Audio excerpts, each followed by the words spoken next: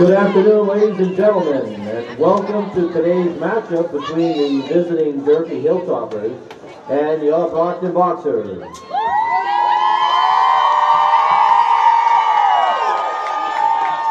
Brockton High School and the MIAA would like to take this opportunity to encourage you to display good sportsmanship. Please do your part by showing respect to everyone involved in today's contest. Please note that the use of any tobacco or vaping products, including electronic cigarettes or any burnable substance, is prohibited in the stadiums and on school grounds.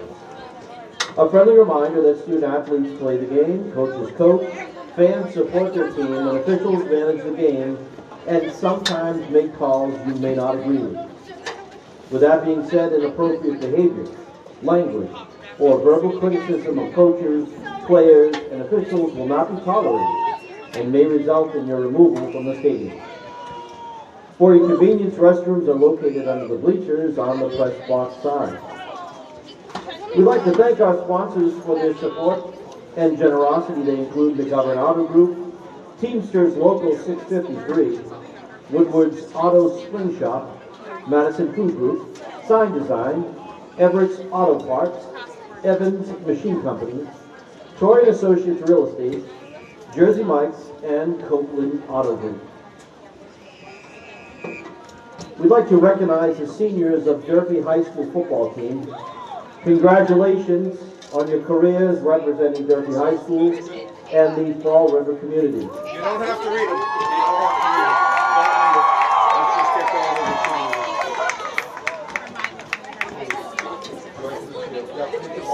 Today is Future Boxers Day, and it's our pleasure to welcome all our middle school students from the band and football team. You are the future leaders of our beloved programs here at Brockton High School. Today is also homecoming day at DHS, and we'd like to welcome all our alumni back to Brockton Country. It's great to see you again. Now we'd like to introduce the seniors from our cheerleading squad. Your spirit and enthusiasm are what Boxer Nation is all about. Introducing seniors, Jennifer Dosis being escorted by her mother Caroline Roseman and her sisters Diana and Fabiola.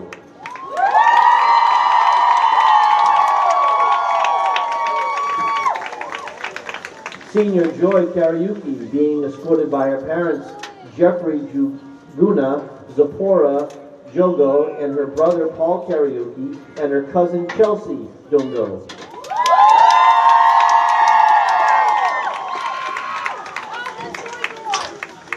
And lastly, senior Nevaeh Wilson being escorted by her mother Shakayla Wilson, her grandfather Frank Wilson, and her two best friends Skylar Wilson and Junalisi Pina Montero.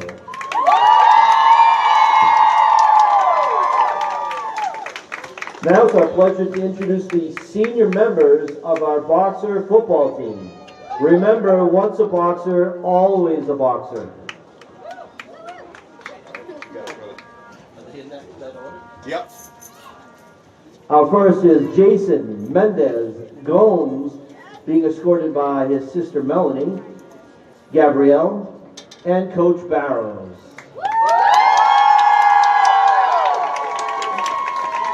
Next is Anthony T. Mazzal, being escorted by his mom Maria, his dad Antonio, and his sister Victoria. Next is Kirsten Febria, being escorted by his dad Frankel, his mom Suzette, and his sister Anne and friend Jonathan.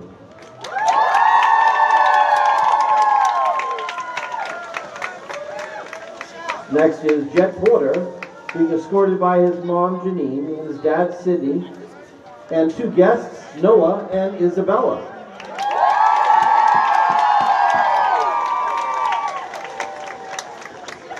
Next is Corey Pierre, being escorted by his mom Darlene and his brother Darwin.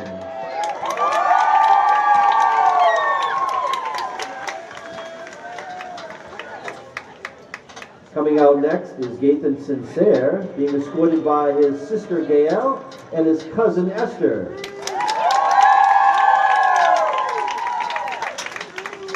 Next is Devin Rincher being escorted by his mom, Tatiana, his dad, Jean, his sister, Luventa, and his sister, Ruth.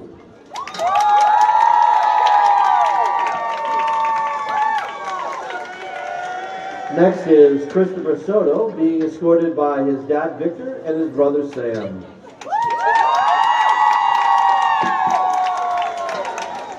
Next is Nazea DeVirgil being escorted by his grandfather, Santiago.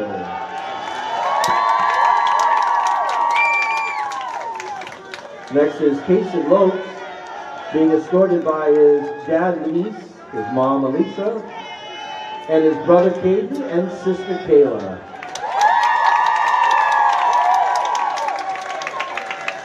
Next is Omar Valdez, being escorted by his dad, Jamie, his mom, Esmeralda, and his sisters, Bella and Veronica.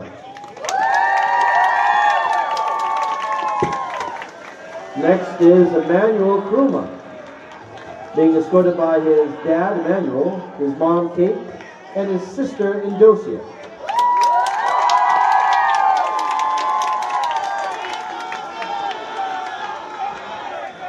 Next is Daniel De Silva, being escorted by his dad, Silvino, his mom, Dulce, and his sister, Sylvie, and his cousin, Miriam.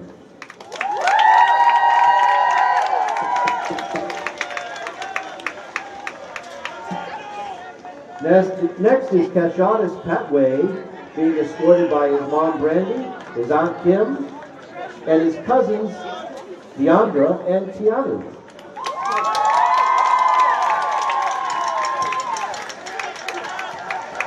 Next is Meka Besa, being escorted by his aunt Maria, his cousin Nadilson, and his brother Dwayne. Next is Malik Dorville, being escorted by his mom Miriam, his brother Daniel, his sister Raylani, and his god sister Sihan. Next is Martin Brandau, being escorted by his cousins, Jelson, Carla, Cassie, and Carlene.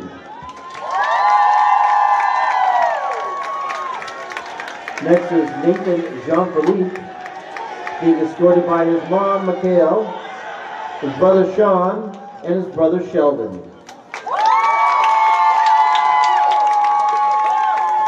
Next is Casey Rhodes, being escorted by his mom, Lucia, his dad, Andre, his grandparents, Audrey and Leo. Next is Robert Moyes, being escorted by his dad, Rob, and his mom, Tia.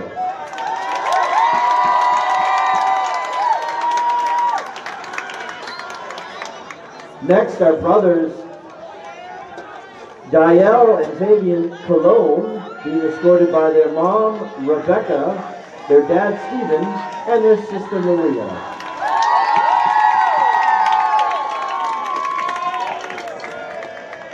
And lastly, Jared Mighty, being escorted by his mom, Teresa, his dad, Mayomi, and his sister, Jasmine.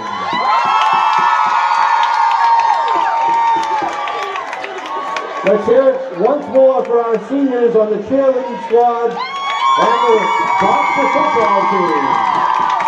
Once a boxer, always a boxer.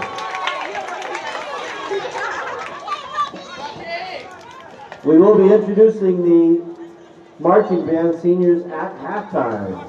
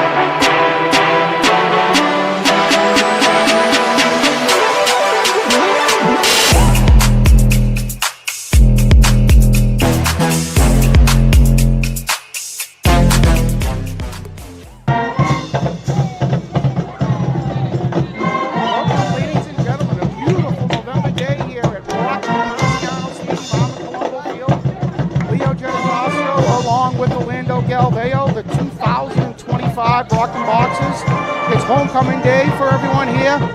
The Boxers Orlando, they've come in with 2 straight wins. They put themselves in a position where if they win, they make the playoffs.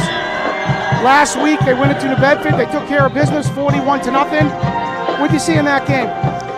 Well, I saw a team that was hungry. I saw a team that knows that they could not lose that game or else their season would be over. Playoff type game for Brockton, and you know they went out there and handled business, beating the Whalers 41-0. So again, the Boxers come in today against Durfee. Durfee is 3-4. The Boxers have put themselves in a position after beating undefeated Weymouth and going into New Bedford and beating Durfee. If they win today, they're most likely, if not definitely, in the playoffs, right, Orlando? Absolutely, Brockton. This is another playoff type game for them. You win today, no questions asked, because if you're looking at the power rankings, a lot of things happened for Brockton last night in their favor, where BC High, who's one ahead of Brockton, lost, and they only have 2 wins, so they're eliminated. And the team behind them also with 2 wins, losses as well, Attleboro, and they are also eliminated. So that brings Brockton to the attention, right?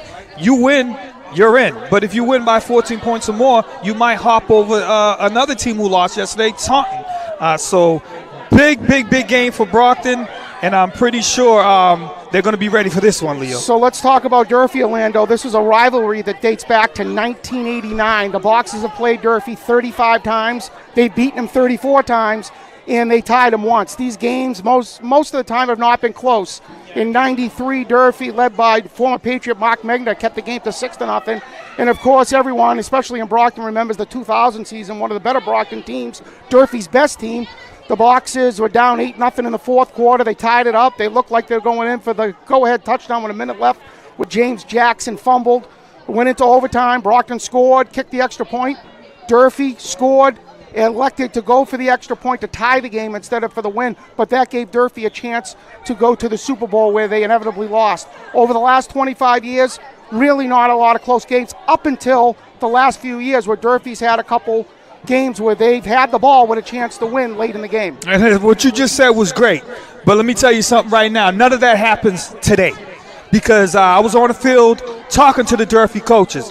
And believe me when I tell you this, the Durfee Hilltoppers know the situation. They know Brockton needs this win to go to the playoff. And let me tell you something, they want to be the spoiler, and they are ready to go. So all of that is pretty. Last 25 years, 30 years, and so forth. But that doesn't matter today, Leo.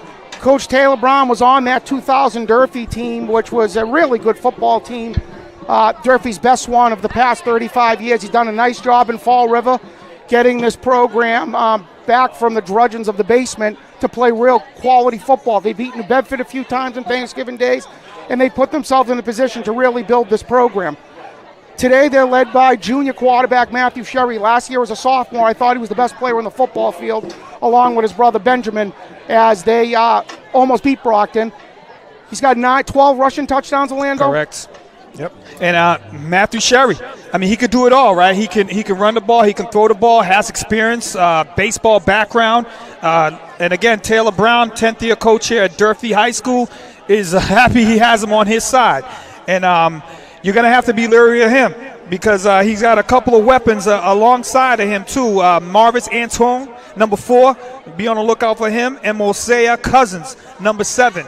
For Durfee. So let's talk about Durfee's offensive line. In a lot of high school games, the game's won in the trenches. They're young. They're led by a sophomore, Hunter Martin, 6'4", 315. Sophomore, Eric DePina, 5'10", 280. Juniors, Morel Carter, Carter Morel, Romello Mazak, 6 foot, 250, 5'9", 225. But their best player, Suleiman Haji, a senior, goes both ways, 5'11", 240. Yeah, you're going to have to watch out for him. And I was on the field. He looks quite the player. Number 55, they call him Sully. And Coach Nathan was telling me, again, his offensive line is very, very young. And they're getting better and better by the day. And you look at Durfee, like you said, it's a program that's starting to take that curve. Their freshman team. They beat Brockton, right? Yes, they're undefeated this year, led by Rodney Thomas, who's very excited about this year's group. And what they're seeing here at Durfee, they haven't seen it in years, where the future looks very bright. And you hardly say that when it comes to the Hilltoppers. But according to Coach Thomas, watch out for the Hilltoppers in the future. So the Boxers, the last couple games, they've really been dominant up front, and we got to give credit to BC High coach who came over to Brockton, David McCarthy, who's really got the Brockton offensive line playing quality football. The Boxers on their offensive line, also young, 4 underclassmen and a senior. Alex Muhammad, the junior, 6'4", 265. Martin Brandeo, the lone senior, 5'8", 220. Michael Myers, the junior, two-way lineman, 5'10", 350. Eugenio Alves, the junior, 6'2", 245. And maybe Brockton's one of their best players is sophomore Jaden Joseph, 6'3", 285. I know the coaches are high on him, Orlando. He plays both ways, and at times he could be dominant out there. Yeah, 2 great, good offensive lines today, and both young. And like you say, David McCarty has done a great job coming from a BC High over to Brockton. Different atmosphere, but is able to still get the Boxers going. Done a great job in that part. And again, he has the whole offensive line going forward for next year as well. But it's exciting to see what Coach McCarty has done and going into the future as well. So Brockton obviously has been led by their all-purpose player, Jared Mighty, hopefully an all-scholastic. He has been Brockton's best player both ways. He's electric out there. He's a great athlete. Defensively, he's a safety, comes up and he's one of the leading tacklers. Offensively, Orlando, you can give him the ball just about anywhere. If he gets into the open, there's a few kids in the state that can catch him. Yeah, Jared Mighty, you can use him anywhere. A great defensive player as well. You can use him in the slot. You can use him at running back. You can use him at wide receiver. He just gets the job done. And like you said, Leo, Jared Mighty, very mighty, one of the better players here in the state of Massachusetts, without no doubt. So Brockton's running backs have led by a few underclassmen who have scored touchdown in bunches. Junior Ladanius Blue, Junior C.J. Tyler, both got into the end zone last week. And let's not forget about the seniors, Casey Rhodes, Orlando. The Brockton running backs have played quality football. Yeah, Casey Rhodes is actually back today. He hasn't played a single game. He's Brockton's actually was supposed to be Brockton's second string running back, because you know about Christopher Soto, who they lost for the year. The reasons why the guys you named has even got the opportunities, unfortunately, is because of the injuries from the guys that are ahead of them. But they have done a great job, as you said, Leo. A couple boxes that you will not see today, or at least for a quarter. Kavion Burke, the junior, who has been maybe Brockton's second best player on offense. He's played defense against Weymouth. He played corner. He made a lot of big tackles. He has terrific hands, especially in the slot. He'll be out today for reasons. And Uriel Maybeam, who is, when he's out there, Orlando, at times can be dominant. He's going to be out at least a quarter, possibly 2. So Boxers are going to have to show some of that depth that they built earlier this season. Well, I know Kavion Burke is not going to step on the field today, and that's going to be a huge loss for Brockton. Because him, like Jared, he could do it all as well, Leo. He great receiver, has great hands, and then plays defense very well too. So that's a huge, huge loss for Brockton. Again, the Boxers come in a must-win situation to keep their postseason aspirations alive. Leo Genitaccio, along with the Brockton legend Orlando Galveo. Brockton Community Access, you can catch us on the Brockton channels. And of course, no more Mike the Postman Simmons. We got Curtis the Postman Reese, who is going to be delivering for us, along with David Eric and Scott Labossiere. Yeah, a shout out to Miles, who will not be with us today. And shout out to Miles. He's at a funeral. Miles, we're with you today, bud. So we got a beautiful day here at Rocky Marciano Stadium, Armand Colombo Field. Once again, Brockton and Durfee, and also a chance for Brockton to clinch another Big 3 title. Yeah, but the Big 3 title, the playoff means more than that Big 3 title, right? But yes, another chance to clinch that for the Brockton Boxers. And we see it's senior day today. People are filing in. Supposed to have a good crowd to come cheer on these Boxers in a huge, huge game, Leo. And me and you talk about this a lot, Orlando. It's important for these younger kids to get playoff football. They played a tough schedule this year, Brockton, to put themselves in a position to play playoff football. Of course, this year started out at North Attleboro. Brockton did not fare well. They came back and played a hard-fought Barnstable game. They lost going away in the fourth quarter. A Franklin game where Franklin, me and you thought they should have won before CN came in here, Definitely. one of the best teams in the state. But Brockton came out a couple weeks ago. Weymouth was 5-0. Weymouth had played some good football teams. Brockton dominated that game. The game was 19-6. It could have been 30-6. Easily. So Coach Silver has done a nice job putting together a schedule that gives himself a chance, even if you do struggle against some of the better teams, that you can play playoff football. Yeah, Leo, it's about Marcio Semedo. We didn't mention him, but I wouldn't trade him for anybody. I love Marcio Semedo, very good quarterback, and he leads this team. It starts with him and ends with him. As much as we say Jeremiah, who's very good, you know that offense is not run without Semedo out there. So Semedo was at double-digit touchdown passes, only a few turnovers this year, just a junior. So we've talked about Matthew Sherry, but Marcio Semedo, one of the better quarterbacks in the area. Easily. Again, he manages the game very well. If you give him time, you know he's going to shred any opponent out there. He just needs time. Sometimes with a young offensive line, sometimes things happen, right, where it breaks down. But hopefully they're going to, if we can get some time today, even without Burke, Brockton still has athletes out there to go out there and win this game today. So we'll be back in a few minutes for kickoff. Brockton Community Access isn't just TV. It's your platform to share stories, create change, and make an impact. From hosting your own program to learning media production, Brockton residents have the tools to inform, inspire, and entertain. No experience needed, just your voice and your vision. Getting involved means more visibility, more connections, and more opportunities to shape Brockton's future. Join the movement. Create, collaborate, and be heard. Take the first step today. Visit Brockton Community Access and start making an impact.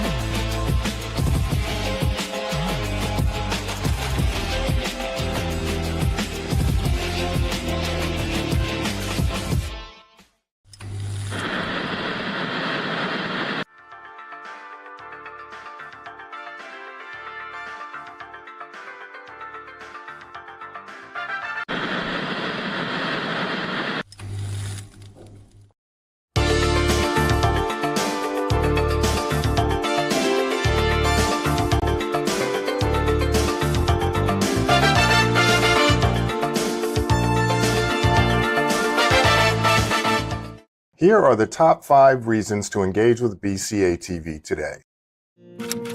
Share your stories, opinions, and creative content on a platform that targets local viewers. Access free media resources to produce high-quality content.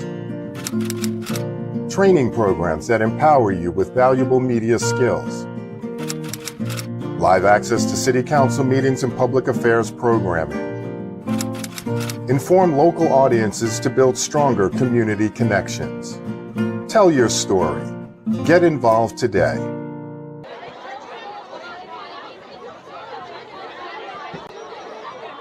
At Rocky Marciano Stadium, I'm Colombo Field, Brockton Community Access, Leo Genitaccio, along with Orlando Galveo, of course, Curtis Reese, David Eric, Scott Labossiere on the production, the boxes. Orlando, we're a few minutes away from kickoff.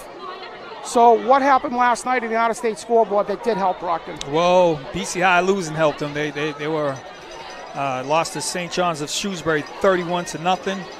Attleboro went up against a juggernaut in King Philip. They lost as well. And then Taunton also lost a couple nights ago as well. That helps Brockton. So if that's what you would want as a Brockton fan. Those are the things that everything worked out this week, yeah. Where you could just win and get in. And I'm very confident in saying that they could just win and get in. But let me tell you something. There's teams that are watching this game today, Framingham, because they know if Brockton loses with only 2 wins, they can possibly get in as well. Who do they play today? They actually played the other night and they lost to Needham. But they do have enough wins to get in. They do. In this game, I'm pretty sure they're watching right now, and they're probably big-time Durfee fans right now. Did Framingham play Durfee this season? Pretty sure yes, they did. Yes, okay. And Framingham was able to beat them. But I'm pretty sure They beat Durfee early in the year. Now they're Hilltopper fans this afternoon, I'll tell you that. So not only Brockton football, the girls volleyball team had a terrific season, 19-1. They played their first postseason game the other night and lost, but congratulations to the Lady Boxers volleyball team and the coaches. But Orlando, the soccer team, me and you talk about this, got the best coach in this program. There's no question about it. He's won a state championship. They started out 1-8, no longer 1-8. Yeah, they turned this season around. Real quick with the volleyball, shout out to them with a great season. They only lost 2 games. They went up against a very good Brookline team.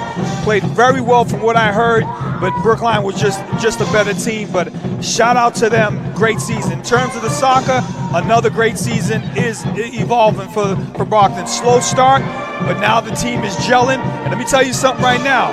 No one wants to play. No one wants to play the Brockton Boxers in soccer this year. I'll tell you that right now. So the Boxer soccer team, they started out close to 1-8. They are almost, I think they've won 6 of the last 7. They're on a roll. They got a few players back from club soccer. And once Brockton gets into the tournament, they are a threat.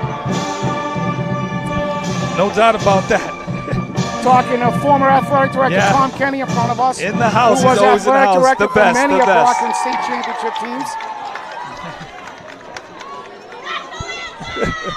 So we are minutes away from kickoff as the Boxer captains will get out there. It's going to be Nathan Jean Philippe, of course, Danny DeSilva, Jared Mighty, Xavier Cologne, as we are going to go to the national The anthem. flags are proudly displayed by the Brockton High School Dare OTC color guard.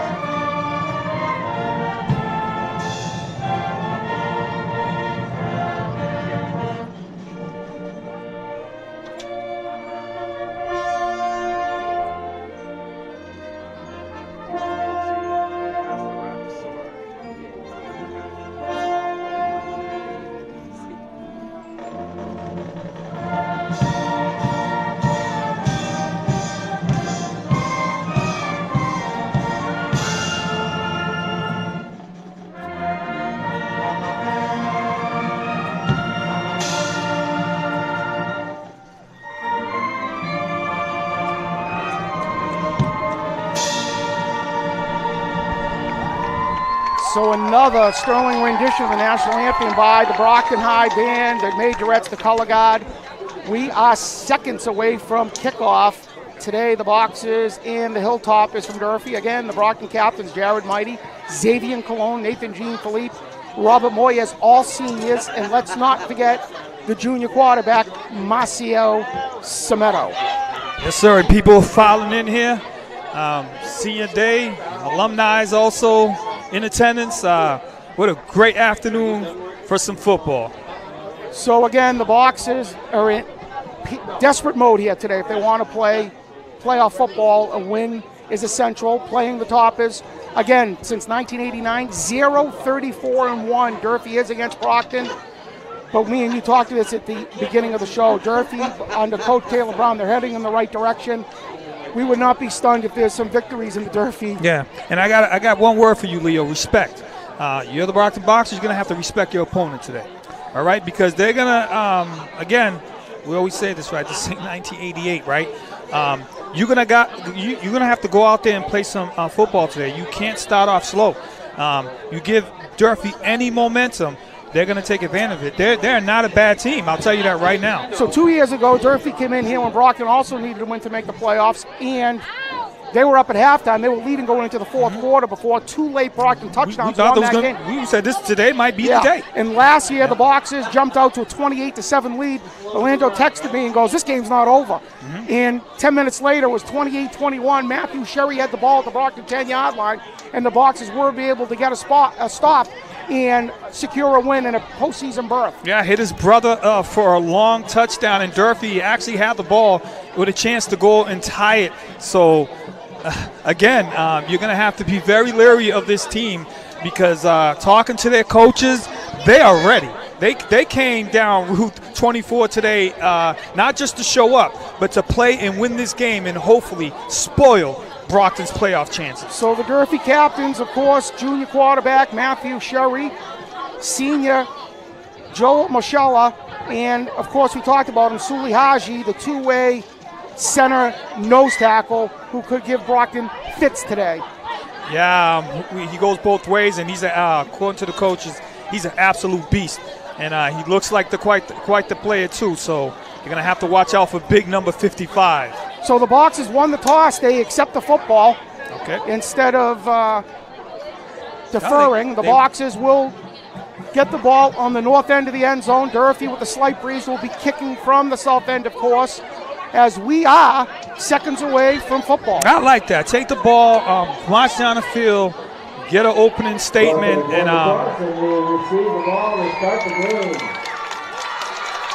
got to start it off from right from the get-go. I like that they're going to take the ball. Can't ask for better weather, Orlando. Yes, sir. So, again, Leo Genitaccio, Orlando Galveo, Brockton Community Access, David Eric, Curtis Reese, Scott Labossiere. You can catch us on the Brockton channels. Again, the Boxers will receive the opening kick.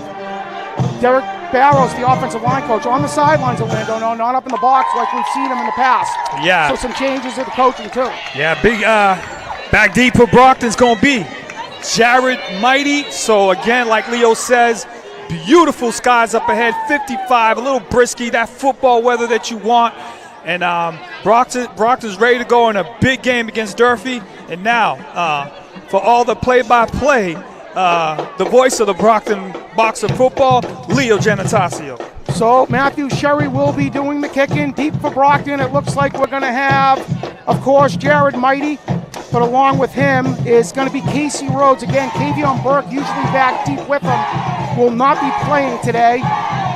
Hopefully we see him again next week here upwind. Looks like you're going to have Robert Moyes, the sophomore Quinton Montero, and here we are.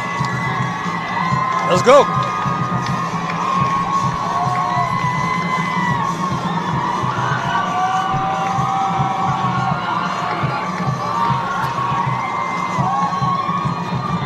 So Sherry pooches it, and Brockton. Look at this. They leave it Jared Mighty, and he does a nice job holding on to the football. And Brockton will get good field position as they'll take over at their own 36-yard line. A couple players just looking at that ball and dangerously, again, save disaster from the get-go. So Durfee scouting Brockton. They're not going to give Jared Mighty a chance to get those legs going and change this game right away with a long return. So the Boxers usually are in that pistol with 3 receivers, sometimes 4. We will not see Kavion Burke, so let's see who the other receiver will be. Sometimes you see number 80 or number 81, Canute St. Justy, who is a junior. So they do come out in that pistol with 4 receivers, an empty backfield. Durfee in a 43 front. Mighty motions to the backfield, and they're going to give it to Jared Mighty.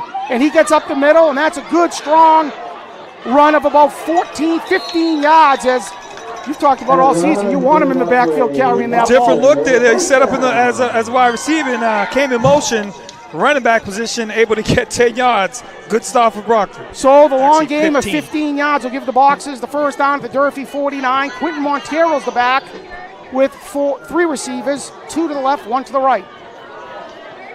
Good snap, and Montero's going to get the ball outside. He jumps up, tries to get to the sideline. There's a fumble, and the Hilltoppers look like they will get the football. That's exactly what you don't want. Sophomore Quinton Montero, first carry, fumbles the ball. Durfee falls upon it, and we don't want that.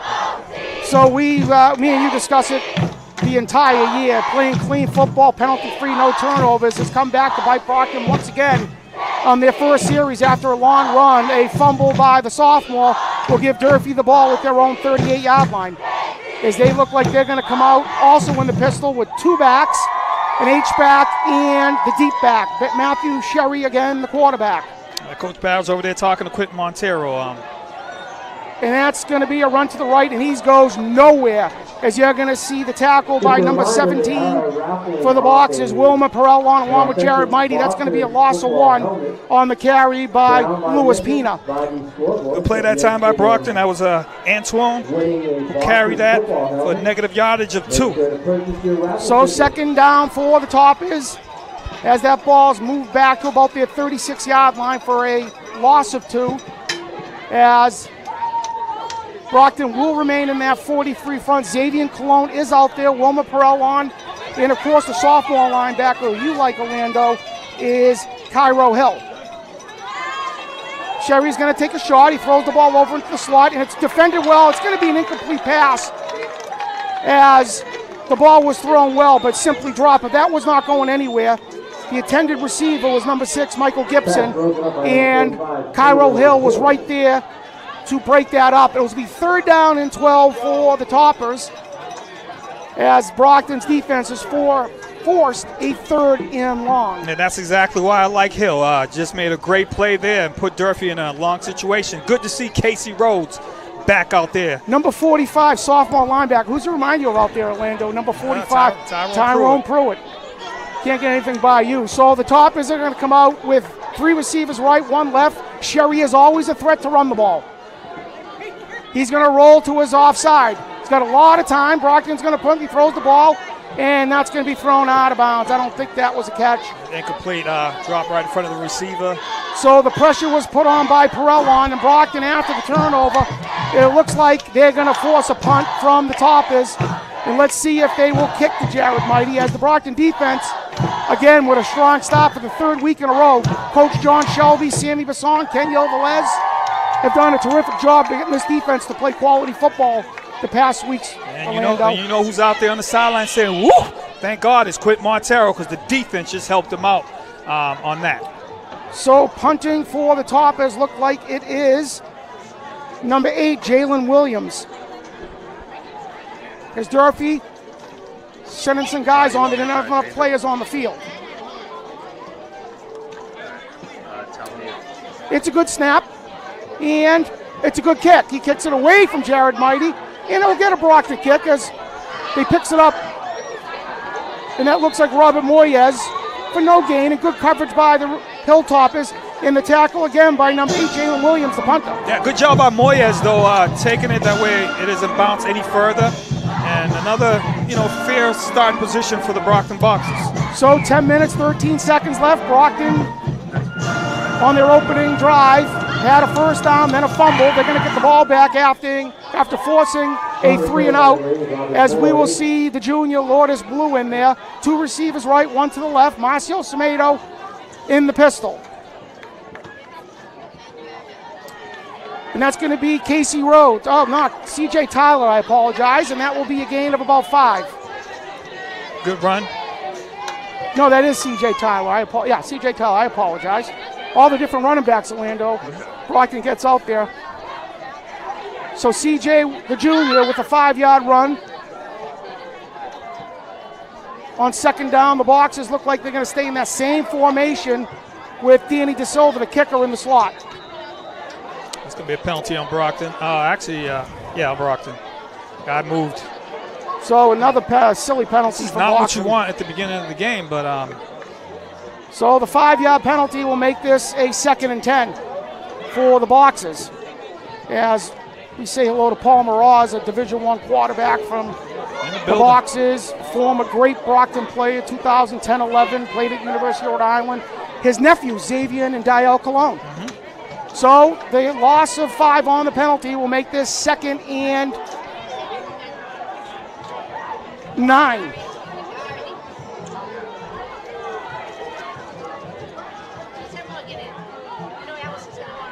It's a good snap. He's going to throw the ball over to Mighty in space. Jared gains about 7-8 yards. It's a good throw, and Jared, he does this really well. As soon as he catches that ball, he's able to burst into space without any hesitation. Yes, I wish he had a little bit more blocking, because he might have been out to the races, but a great positive gain and sets up Brockton in third in a very short, maybe 1. So the gain of 8 will make it 3rd and 1. C.J. Tyler remains the lone back.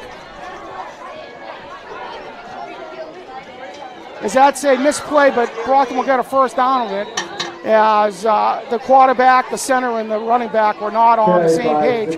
But Brockton's still able to gain 2 yards. On that will give them a first down right near midfield as we climb under the 9-minute mark, 0-0. The last couple of games, I've been seeing Semedo run the ball a lot. You better watch out for that. He's looking like he's getting that experience of running. He's doing very well. So look out for Semedo running the ball as well today. So mighty motions, they fake it, and C.J. Tyler's going to get the ball, jumps outside, and good tackle by the Toppers on a gain of about 4 yards, and that was number 4, Antoine. Marvin's Antoine, with a very physical tackle from Durfee. That came right up, good stick, another guy who goes both ways for the Durfee Hilltoppers. So the Boxers not huddling. Semedo comes over the sideline to talk to Coach Silver and Barrows. 2nd down and maybe 5, closer to 4.5. C.J. Tyler remains the lone back. 3 receivers to the left, 1 to the right. Good snap, and they're going to give it to C.J. again. He runs up the middle. Not a lot, maybe 2, possibly 3, to make it a 3rd and short. Yeah, again, sets them up in a good, manageable situation. Possibly 4 downs there for Brockton. As long as you don't go backwards. Watch out for Semedo here on the quarterback read. That's an option. So let's say 3rd and 3 for the Boxers at the Durfee 48-yard line. C.J. Tyler remains the lone back. Marcio Semedo in the pistol. It's going to be a nice handoff up the middle. He got the first down. Yeah, it's good blocking by the interior guards in the center. Will give Brockton another first down. Yeah, Brockton's moving the ball. As long as you don't turn over the ball, you know, it looks like they can be able to move the ball on Durfee here today. So the Boxers, with their deepest penetration right now, nothing changes. Same formation, same skill players.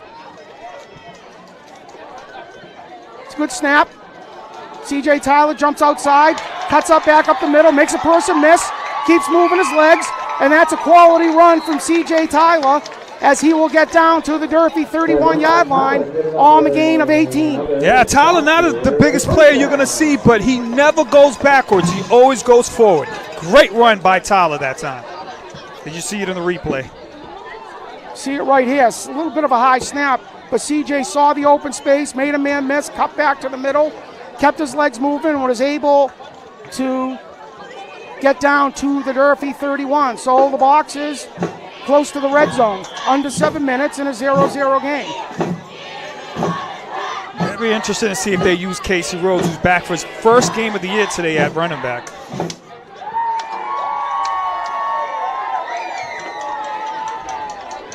So it's a motion. It's going to be Jared Mighty. He cuts back up the middle, and that's going absolutely nowhere. That play hasn't worked all year, Leo. And again, that slow developing didn't look good from the start. And Lewis Pena on the tackle for the loss. Brockton will lose 4 there to make this a 2nd and 14.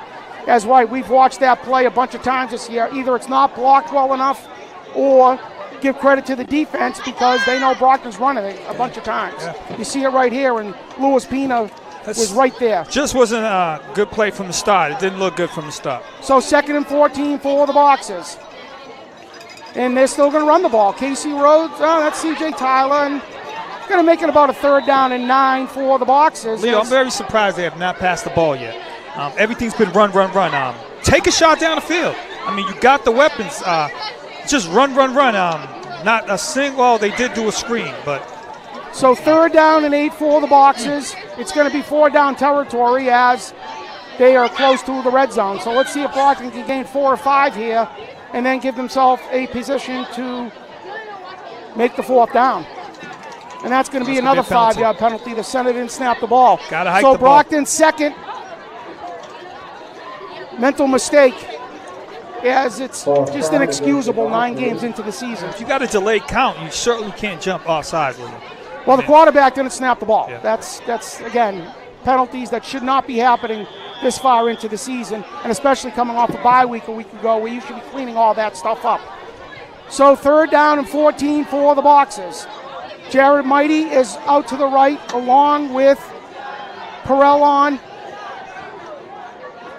C.J. Tyler's the back. Maybe a screen pass here, Orlando. They're going to motion. Durfee sending him. And Tomato fakes it. He rolls out to the right, and he was wide open. Wide open. Just a bad throw. You don't usually see Tomato do And that. that was Drayvon McNeil, the junior. And that would have gone for a first down, maybe longer. There was no one within any yards of. I'm very surprised. And Brockton looks sloppy today. I'm surprised they didn't came out passing the ball because you can pass the ball on Durfee. I'm surprised the game plan was to run. So 4th and 14 for the Boxers. 3 receivers right, 1 to the left. C.J. Tyler's the lone back. As Hilltop is looking to get another stop and get the ball back. It's a good snap. He's back. He's got a ton of time. Looks over the middle. Oh, and he hits Jared Mighty. And Jared Mighty's going to go into the end zone for a touchdown. Like I said, as easy as 1, 2, 3, you can pass on this team. You got an outstanding player, Mighty, out there. Let Semedo throw the ball. Semedo to Mighty for a touchdown. You see it starts right here up front with terrific protection from the Boxers. Marcio Semedo going through all his reads, and he gets Jared Mighty crossing up the middle. And Brockton will go up 6-0 as we are looking at Danny De Silva for the extra point. Man, an absolute dime between like 3 Durfee defenders. He shredded it in there perfectly to Mighty. Looked like Durfee had, looked like they were trying to play a zone and was not successful. Danny De Silva's kick's gonna be good. That would be good for 50. Wow, what a kick. So Durfee had Brockton on a 4th and 14, but the Raines brothers out there, Clark and Claude, invisible as Brockton was able to complete the long touchdown pass to Jared Mighty, and they're going to go up 7-0. Yeah, pass the ball a little bit, and that's going to set up your run. I felt like that should have been the game plan, but again, it's still early, and you see what Semedo can do if you give him time. We said that earlier. So Brockton will be kicking again to Durfee, to the south end of the end zone, as the Boxers were able to go up 7-0. We are at 4 minutes, 52 seconds of the first quarter. Leo Genitasio, along with the Brockton legend, Orlando Galveo, Brockton Community Access, Curtis Reese, David Eric, Scott Labossiere on the production. As we're going to have, it looks like, is that Matthew Sherry back there? It will be. Along with Marvin's Antoine. And it's going to go out of bounds probably, and that's unfortunate for the Boxers. Not a good kick. Is that will give the Durfee an option of having the ball at the 35 or kick again. And they're going to make Brockton kick again. I don't know about, that, but take the ball at the 35? I think you should have took the ball at the 35. That's what I would have done. Because Baptista's got a good leg. But that's why I'm up here now. Taylor Brown's down there. So Coach Brown is electing to move Brockton back to the 35-yard line instead of the 40. He does have some fine athletes out there that can change the game with a kick with some space. So Danny De Silva will be kicking again.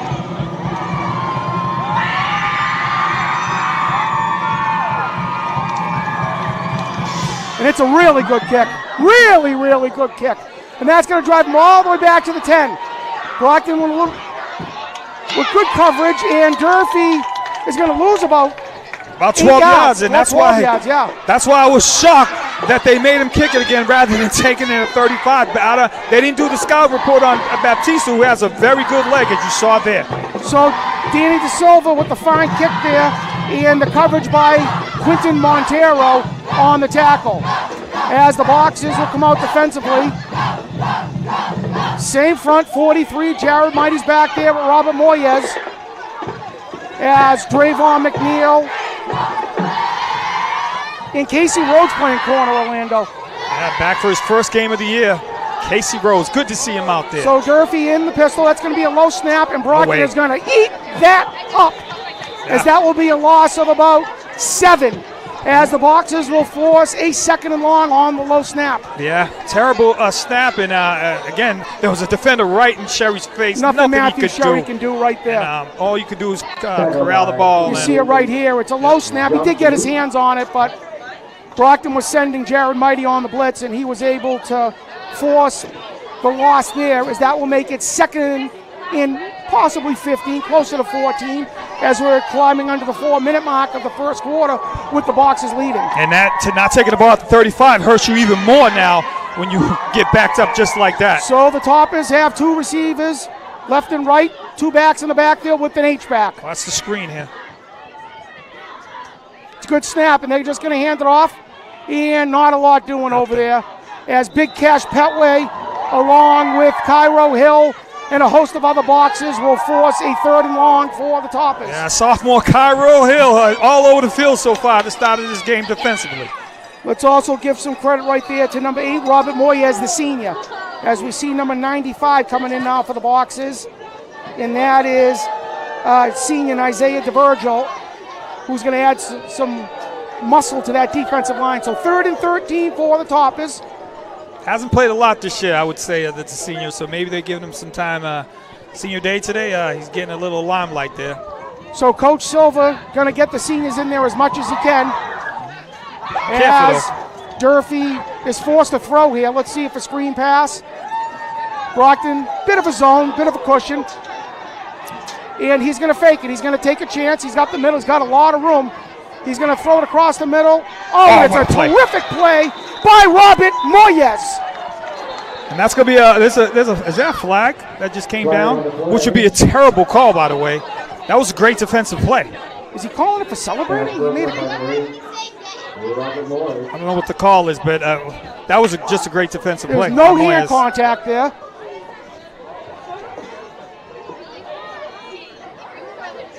So illegal contact on Durfee. Penalties declines. Offensive call. Yeah, I don't think they're going to call. I thought maybe they call on sportsmanlike conduct to celebrate it, but he didn't taunt or anything like that. So Matthew Sherry rolling across the middle. Made a nice, he had good vision there to throw it back across his body, but Robert Moyes was there to knock it down, which will force a punt from Durfee, as Jared Mighty looks like he's going to try to get that around the 50. Durfee, do they still have their offense? But is it 3rd down? It's 4th down. I believe it's. Can't be. Okay, let's have them. They've ran 3 plays. 3rd down. Oh, it might have been. Oh, it was penalties on both teams, Orlando. Okay. So 3rd down for Durfee, and Brockton jumps. So that will make this 3rd down and 7. What was the defensive penalty there? He called pass interference? I don't know if he did call pass interference. It's a horrible call. He called it after the play. That was just a great defensive play. That's just calling a call to be on television, I guess. I don't know, Lee. So 3rd down and 9 for Durfee, as they're very fortunate to still have the ball and not be punting right there.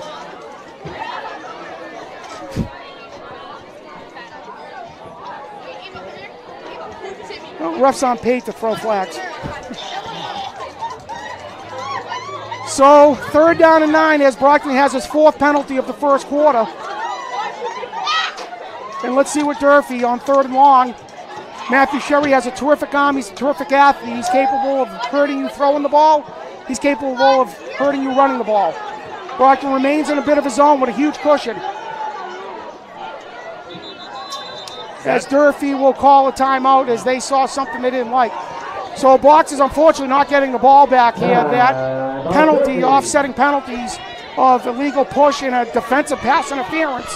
Yeah, maybe he saw something we didn't. I guess he's on the field. He gets a bit of view of it, but I didn't see nothing. I just saw a great defensive play, and unfortunately, the call has been made. There's nothing you can do about it. It just again, go to 3rd down. Again, the Boxers up by 7. A long touchdown pass of 35 yards on 4th and 14 from Marcio Semedo to Jared Mighty.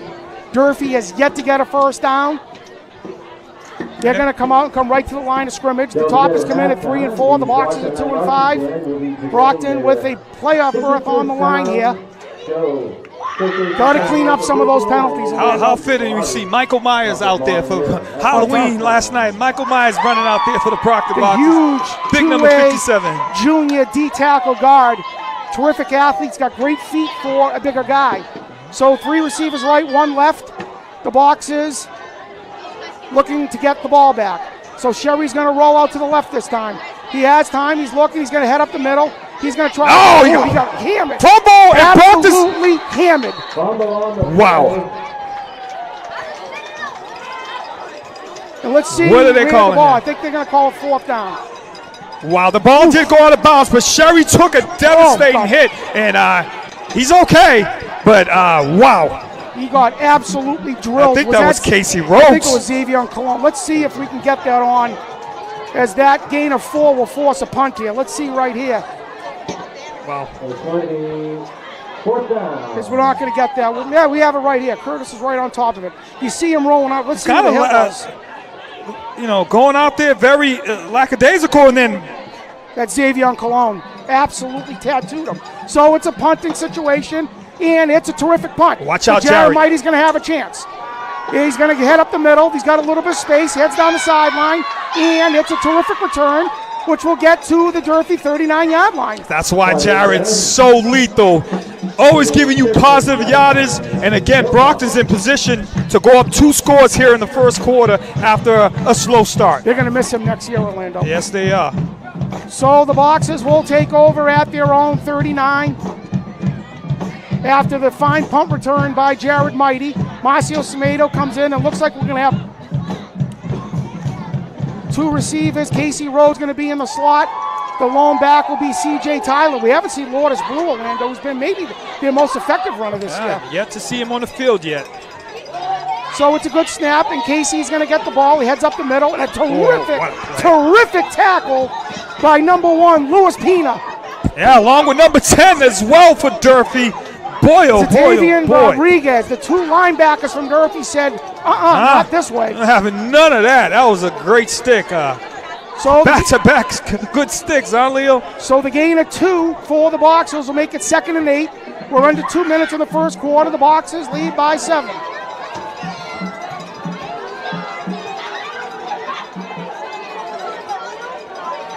Mighty motions, and they're going to fake it, and they're going to give it to CJ. He runs up the middle. He has room. He makes men miss, and he's going to have a long run down to the 19-yard line. Yes, sir. Tyler right into the red zone, and Brockton's going to go right up to the line and keep the pressure on Durfee. See, you saw the fake to Jared Mighty in the inside handoff to CJ, and the cutback, and it's a fine run by the junior. First down for the Boxers. Snap's good. It's a fumble. And the Boxers are fortunate to get that ball back. Again, that was a good snap, though. That was on. Semedo took his eye off that ball a little bit, but that was a good snap, and unfortunately... with more flags down. And more flags. Looks like it's holding. There's like 5 flags on the field right now. I don't know if they might decline that because they lost yardage there. Let's see what the call is. Yeah. Brown is pointing. He's not happy about something. So the refs gathering at the 25. If this is another penalty on Brockton, it's number 5 of the first quarter. That's too much. And the refs are talking about it here. Let's see what they have. Just want to see him play clean football, Orlando. We don't know what the penalty is yet.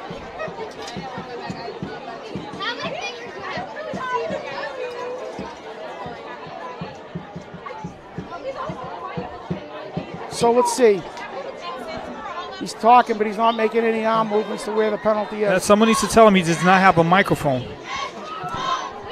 He's got to signal something out, right? So it's going to be personal foul on Brockton, personal foul against Durfee. So it's going to offset, and it looks like it will be offsetting. And I think it happened after the play. Yeah, that's 2nd down. Right. So 2nd down and 14 for the Boxers, and that's again the sophomore lineman down the field being physical, Jaden Joseph. Love his physicality. After a slow stop on the referee, he did a great job explaining that with his hands. Yeah, no one can hear him, but at least he signaled it correctly. I jumped the gun too early there. Great job by that referee. So Marcio Semedo, after talking to Coach Barros, Brockton at a 2nd down, let's say 12, maybe 13. They are at the Durfee 21, possibly 21 and a half. 1:13 of the first quarter. The Boxers lead by 7.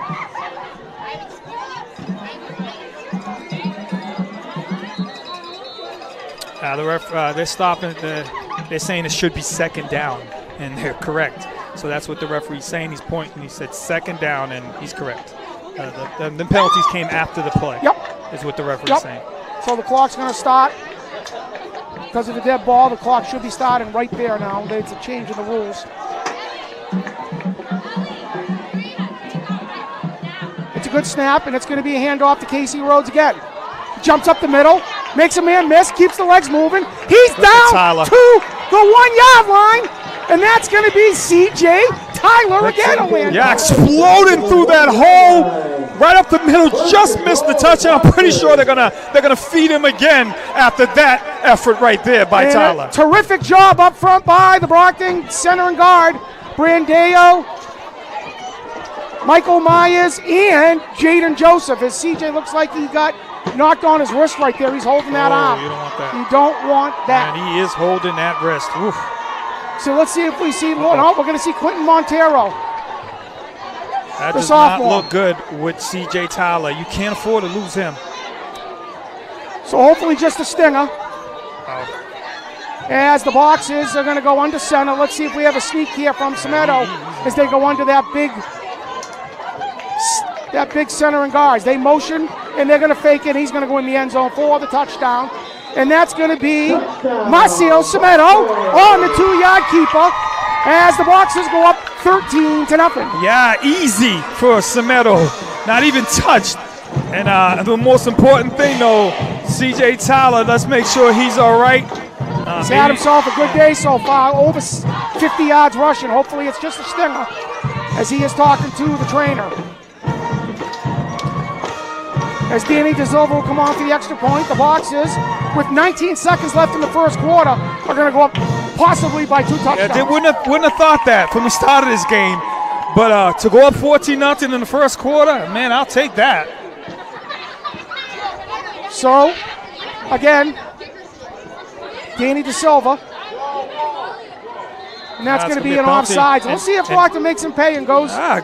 Makes him go and goes for 2. I would certainly go for 2. Get some metal in there. Do the same play you did for the touchdown, if that's on Durfee.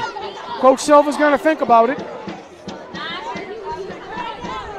Let's see, that ball gets moved to the 1.5. He's talking it over with Coach McCarthy, and I think they're still kicking the ball. I would have went for it too, Orlando. I would have went for the 2 points.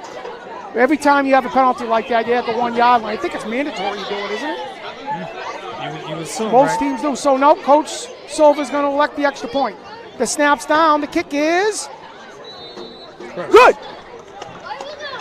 So Marcio Semedo, 2-yard touchdown run, will push us out to a 14-0 lead with 19 seconds left in the first quarter.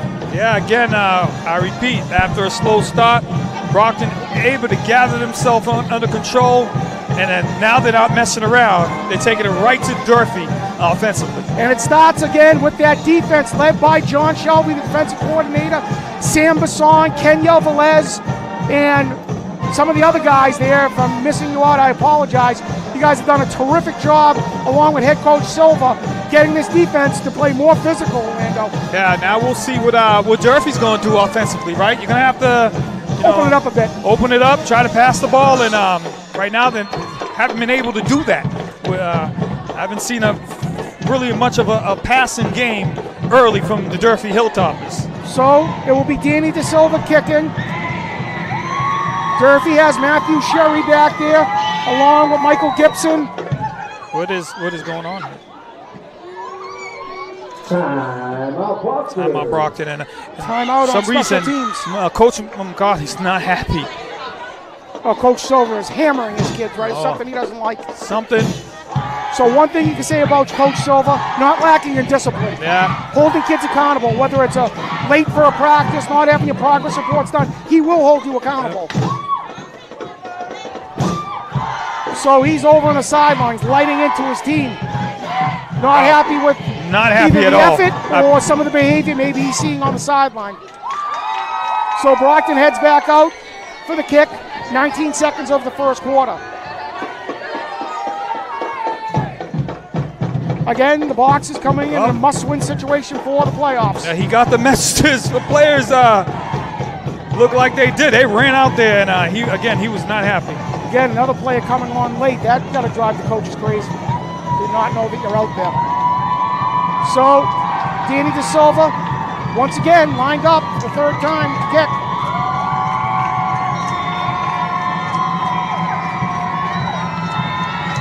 And it's another good one. And that looks like it is going to bounce into the end zone.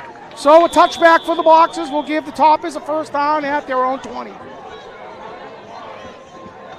And again, we keep focusing on Tyler there. The trainer's working on him. Good to see the shoulder pads not off, though. Yeah. The shoulder pads are off. That means possibly he's coming out, but the shoulder pads remain on. Hopefully just maybe a sting or a contusion, and the junior will be back in the game. So 19 seconds left. Matthew Sherry coming out.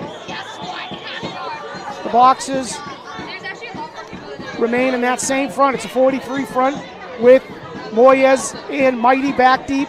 Drayvon McNeil.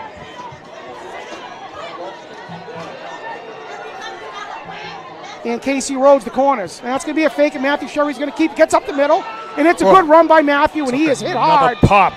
By, wow. Is that Uriel Mabine? It is. That's Uriel Mabine, I believe. I think it was the junior, number 13 on that. Oh, that's Tyrese Jackson. Yep. The junior with a terrific tackle. But that's 9 yards for Sherry, as that will be the end of the first quarter. Slow moving first quarter, but sure it was. Got through. So at the end of one here at Marciano Stadium, the Brockton Boxers 14, the Durfee Hilltop is 0.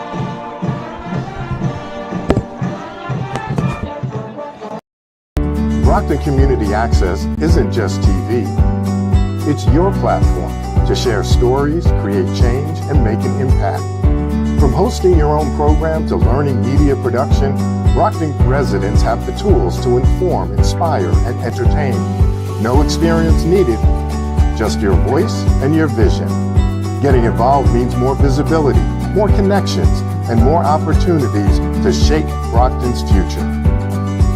Join the movement. Create, collaborate, and be heard. Take the first step today. Visit Brockton Community Access and start making an impact.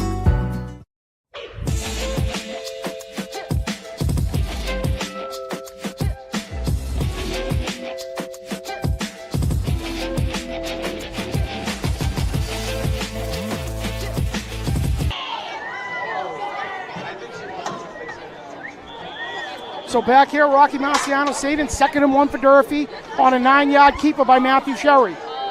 And that's going to be a handoff to Lewis Martin. Jumps outside at a really good cut. And that's going to be a gain of about 11 for the Toppers. I'm sorry, that's Marvin's Antoine. As the first down will move the ball to the 37-yard line. Yeah, holding the ball very shaky there. Was able to hold on to that, avoiding a fumble, but good pickup by Antoine. Quick soccer news, the brackets are out, Leo. Brockton got 23 seed, and they will play Lawrence in the preliminary round. At home. Yes, sir. So a home game for the Boxer soccer team. So first down for the Hilltoppers at their own 36. Matthew Sherry got 3 receivers right, 1 left, and 1 back. And he's going to fake, he's going to handle it himself. Gets up the middle, makes a person miss. And he'll keep those legs moving for a really good run from the junior. Yeah, after a slow start by Sherry, you're starting to see why the kid is one of the better good athletes. Player. Good baseball player, good. Tough, too.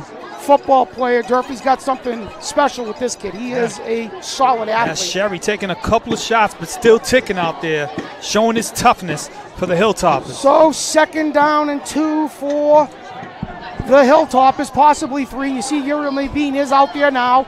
The bookend DNs for Boxers, Jean Philippe and Mabine with Cash Petway and Michael Myers, a formidable defensive front for the Boxers.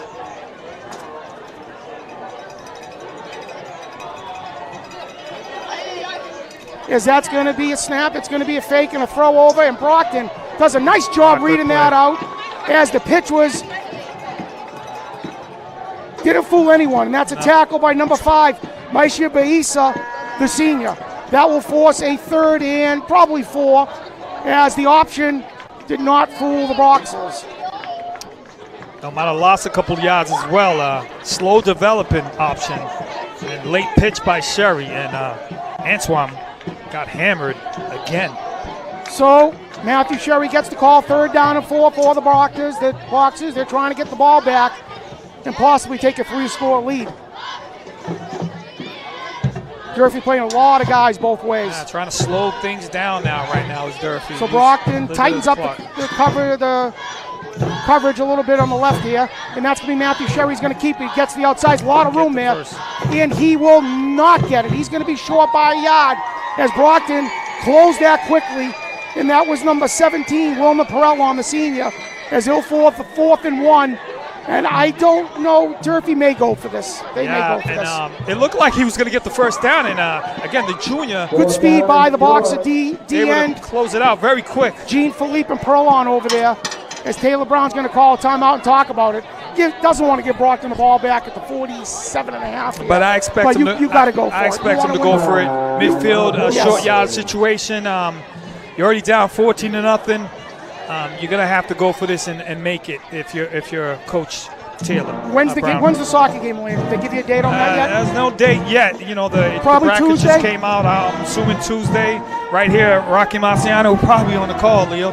So me and you will be here along with Curtis and the team to cover Brockton High playoff soccer, our first one of the season. And again, Coach Furtado has done a great job. I talked to him at times, and very excited. Got himself a program, doesn't he? He's got himself a solid program. He's been a state champion. He's been to the Final 4, the Final 8, wins playoff games. Teams always get better. A lot of people say he might be the best coach in this school. That's how much respect he has. Not going to get a lot of arguments from people. So 4th down and 1 for Durfee. They bring a big fullback in there as they're going to remain in the pistol. I expect Matthew Sherry to keep this ball. Absolutely. He's definitely keeping this ball. There's no doubt about that. Maybe they're going to try to draw him. And they keep it, and he's going to get it. So, good play call. Yeah, that looked like they was going to shotgun. Came in, took it under snap. Able to get the first down like we expected, Sherry. So the first down near midfield will move the sticks for the Toppers. As Brockton will move some of those bigger D tackles out, bring some of their more agile athletes in, as Matthew Sherry starting to give Brockton some problems. Yeah, a couple of first downs in a row. Durfee slowing things down to try to get on the board here. Make this a game. So Durfee looking for a winning season, a win today and a win against New Bedford. They are looking at a winning season. So they're going to motion. They're going to hand it to him in motion. He cuts it back inside, and that's Wilmer Perrell, the junior, once again. And like you said, Perrell, let me tell you something. This guy's going to be a beast, number 17. I liked him as a sophomore. He's now a junior, and he's getting better and better each game.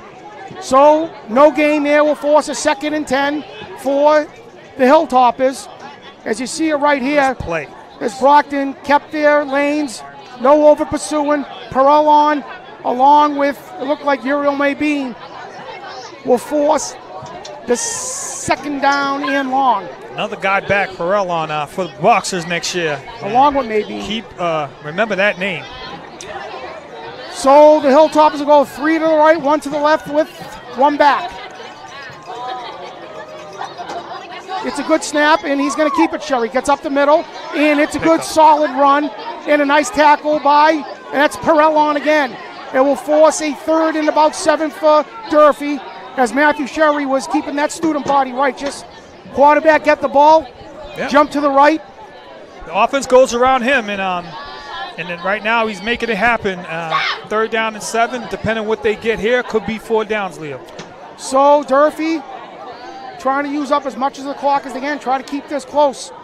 They're looking at 7 yards to gain the first down. They're at the Brockton 48 as the Boxer defense is trying to get that ball back one more time for the offense. And that will be Marvin's Antoine, the lone back. And Sherry's going to roll out to the left. He has time. He looks, he throws the ball, and that's going to be an unbelievable catch. He caught that. He might have been out of bounds. Hey, I think that's I think that's a water catch. Between 2 Boxers and number 11 for the Boxers. Get a name for that. Number 11 is Landon Negora. A terrific catch on a perfect throw from Matthew Sherry, as that will get the ball down to the Brockton 36. So that is a perfectly thrown ball, and a great catch by Noguera, who is a He's a junior for Durfee. The Durfee quarterback, sure, he reminds me of the Barnstable quarterback. He does. That likes to roll out. That's what he does. Rolls Very out. comfortable rolling to both And sides. he runs the ball pretty good. Yeah. So first down for Durfee at the Brockton 36. 3 first downs in a row. It's a snap, and he's going to keep it again. He fakes it, and Not that time, Brockton eats it up. So that's going to force a loss of about 2. That's Mike Myers. That's Wilma Perellon. That's Nathan Jean Philippe saying hello to Matthew Sherry in the backfield. Yeah, nothing Sherry could do if he pitched it. Antoine would have been in trouble as well, possibly a loss. Able to keep it and avoid disaster. If he pitches see it right here. he gets caught too. Good fake, and Uriel Maybeen just held on to what Mike Myers, Cash Petway, and the rest. So second down and 11 for Durfee. We're under 7 minutes. Perfect. They've held the Taking ball their for time. 5 minutes here in the second quarter. They're down by 14. Leo Genitacio, Orlando Galveo, Brockton Community Access, Rocky Marciano Stadium, in Colombo Field. Trip receivers right, 1 left. The lone back is Marvin's Antoine. And they're going to hand it to him up the middle. And he's not really going anyplace. And that's going to be, once again, the Brockton defense led by Xavier Colon, Wilma Perellon, and a cast of others. Ken Perellon in on the tackle. I know it's not senior day for him, but he's sure playing like it's his last game. Boy, oh boy. So the Boxers will force a 3rd and 12. This may be 4-down territory no matter what for the Toppers. You're going to have to pass the ball now. Watch for the rollout. Sherry likes to do that. Watch for the rollout, and hopefully Brockton's spying that. I don't think he's going to stand in the pocket and throw the ball, Leo. No, he hasn't yet. So his favorite side is roll to the left. When he rolls to the right, he's been running the ball. Antoine's going to go in motion. They got 1 back. He's going to roll to the left. He stays in the pocket. It's going to be a screen pass. It's a really good call, but nothing doing. Wilma Perellon, once again, the junior just sniffed it out. All over the field, the junior Perellon. Man, oh man, oh man. And Durfee's in a situation where you would assume they have to punt the ball. You won't go for it, will you? They're 4th going and for 11? 4th and 11. They got their offense on the field. Coach Taylor Brown, again, I believe he was that Durfee quarterback in 2000 when they tied Brockton. He's a terrific athlete. He's a good football player. Coach. Really good coach. 4th down for Durfee. What's the pooch 4th kick and here? 11. Could be a pooch kick. He's going to fake it. He's got time. He's going to look. Runs up the middle. See if he makes a man miss. He may get the 1st down. He will. Oh, he's close. I think he's just going to be a yard short, but it's a really good run. He's got the 1st down, and that's terrible that time. Yeah, that's poor defense by Brockton. That's just a broken play. You gave a 1st down on a 4th and 11. Absolutely unacceptable right there. That's just bad. So Matthew Sherry making something happen on 4th and 11 as Brockton. You see it here. Yeah, it's just too much arm tackling. Missed tackle there by Casey. That's Drayvon McNeil on the missed tackle. So 1st down for Durfee. And once again, that's going nowhere as we got a penalty flag down. 2 juniors, Maybeen and Michael Myers in on a play. So we're going to get a holding call on Durfee.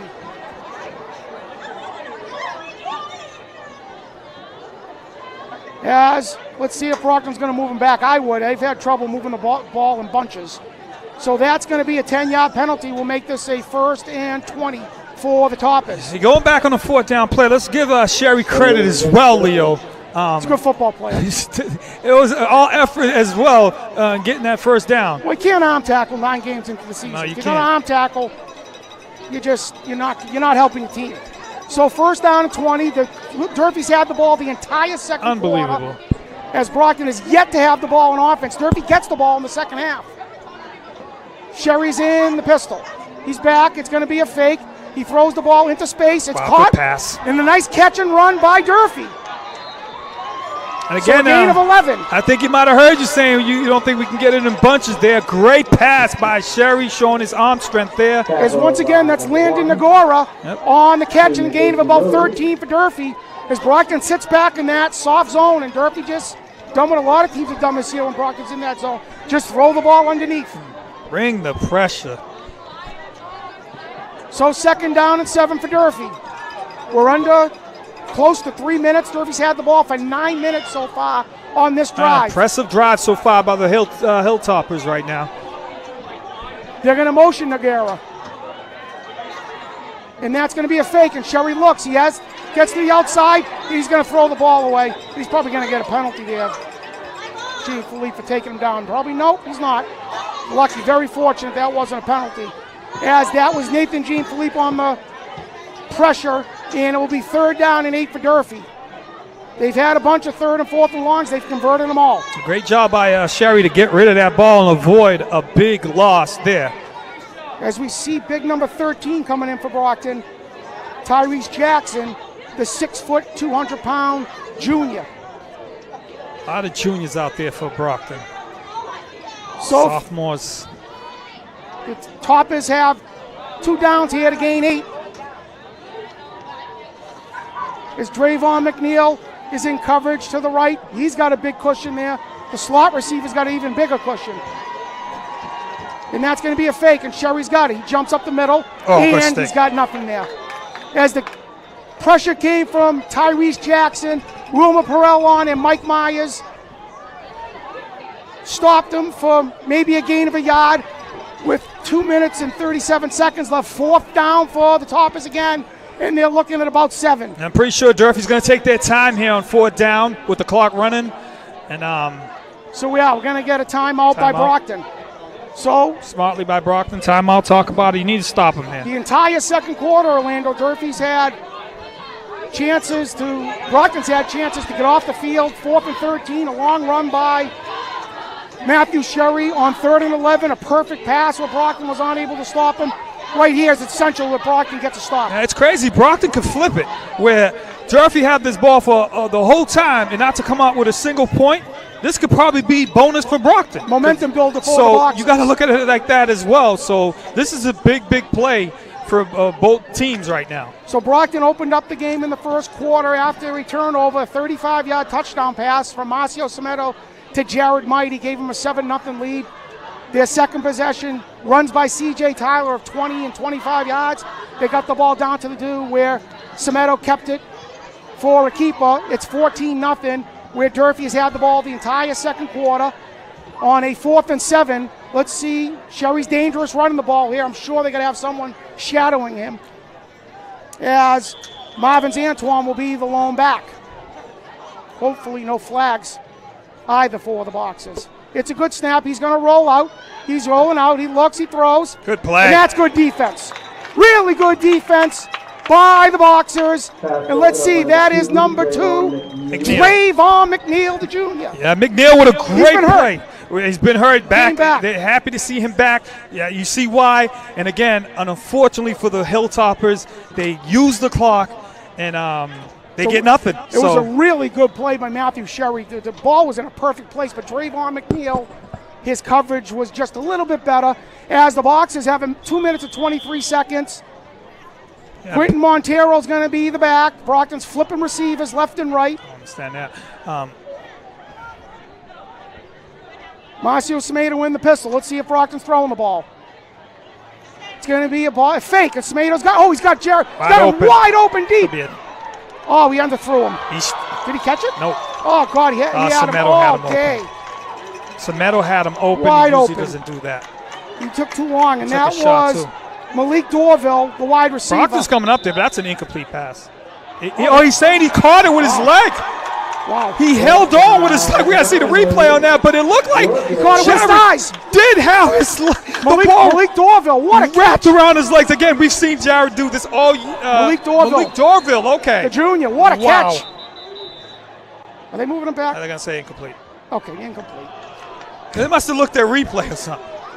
Let's see so this. they had a touchdown there. No, it's on the ball's on the wrist. He had him. But he had him. I don't know what he was waiting for. That play is for that to be wide open. I don't know why he didn't pull the trigger sooner. That's not like Semedo, because he had ample time to get that ball, and that would have been a touchdown. So 2nd down and 10. Well, Brockton does not want to give the ball back to Durfee here either. Quentin Montero will be the lone back. And looks like Quentin Montero is going to be taking over now. Again, Tyler is don't hurt. even see him out there, yeah. So I don't even see him out there, so that's not good for Brockton. So again, we don't see Lourdes Blue, the junior, who's been maybe Brockton's most efficient and best back when he's been out there. Again. Good snap. Tomatoes down. Not a lot of pressure. Throws the ball over there. Perfect. Perfect throw, catch. And that's going to be Jared Mighty for gain of all 12. You know, when Brockton's not throwing the ball, he's actually doing Durfee a favor. I mean, because this kid Semedo, as you can see, he can sling it. I'd like to see Brockton use the middle of the field, Orlando. Well, they tried there, pads. and A little bit shorter routes, though. So the first down of a gain of 12 to Jared Mighty as the ball is at the Brockton 29. 2 minutes, 8 seconds left. Brockton up 14 as they're looking to put an exclamation point on this first half with another score. Even a field goal helps you here. Really forces Durfee out of their comfort zone of moving the ball slowly. Matthew Sherry keeping it. So the Boxers come out with 4 or 5 receivers, 5 wide, 3 to the right, 2 to the left, and let's see what we got here. And just to delay a game, just too long. I mean, you're taking too long to bring the play. The quarterback is running all the way to offensive court, and then just inexcusable stuff. It really is no inexcusable penalties. So that's Brockton's 7th penalty of the half, as that will be 1st and 15 for the Boxers. This is not. Well, the problem half the time is Orlando. This is supposed to be a 2-minute offense, right? They're not lined up correctly half the time. Their guys don't know where they're going. Marcio Smith spending 5-10 seconds lining guys up. Yep. So 1st and 15 for the Boxers. Snap is low, got time, looks, throws the ball into space, and they'll gain 5 yards. And that's going to be number 14 on the catch for the Boxers, Derek Exulis, the junior. Yeah, you got back to 5 yards, you lost. Another penalty, though, and we're going to get a hold on Brockton. That play took 1 second to develop. Holding there is just a silly penalty. I mean, it all starts off with getting the plays in. You got to be more crisp in getting the plays in. I mean, you're taking too long to bring in the plays. It's not playoff football. It's not playoff football. It's just too many penalties, too many mental mistakes. Yeah, a quick update. We got a score out of town. Very good game between CM and the Prep. 8-8 early there. So a game of the Catholic Conference Titans right there. CM number 1 in Division 2. St. John's Prep number 1 in Division 3. So 1st down and forever for the Boxers. 2nd down and forever as they're going backwards. Tomatoes back. It's going to be a blitz. He rolls out to the left. He jumps up the middle, and he's going to get tackled. That's what happens. And a terrific play by number 91 from Durfee, or number 87, Kenzo Tavares. So 3rd down for the Boxers. 2nd down. Oh, 2nd down. Yeah, 2nd, because of all these penalties. I would just get the ball, run some, get into halftime. So 2nd down, and Brockton remains throwing the ball. Tomatoes back. He's back. He throws the ball over there, and Jared Mighty catches it. Makes a move, and that will be a manageable 3rd and about 8 for the Boxers. And to your point, I like you, Leo, but I would not sit on the ball and go into halftime. But then again, another penalty might have to do it now. Okay. So we're going to go back again as Brockton gets its 8th penalty of the first half and another holding call. Against Brockton. Well, you can't really say much about that. This is ugly with a capital U. Wow. So that's just the 3rd straight penalty, 2nd straight hold. And you know what? Brockton's got such a size advantage. You really don't need to hold. So 1:03 left here as Brockton's moving backwards. It's 2nd and looks like 42 for the Boxers.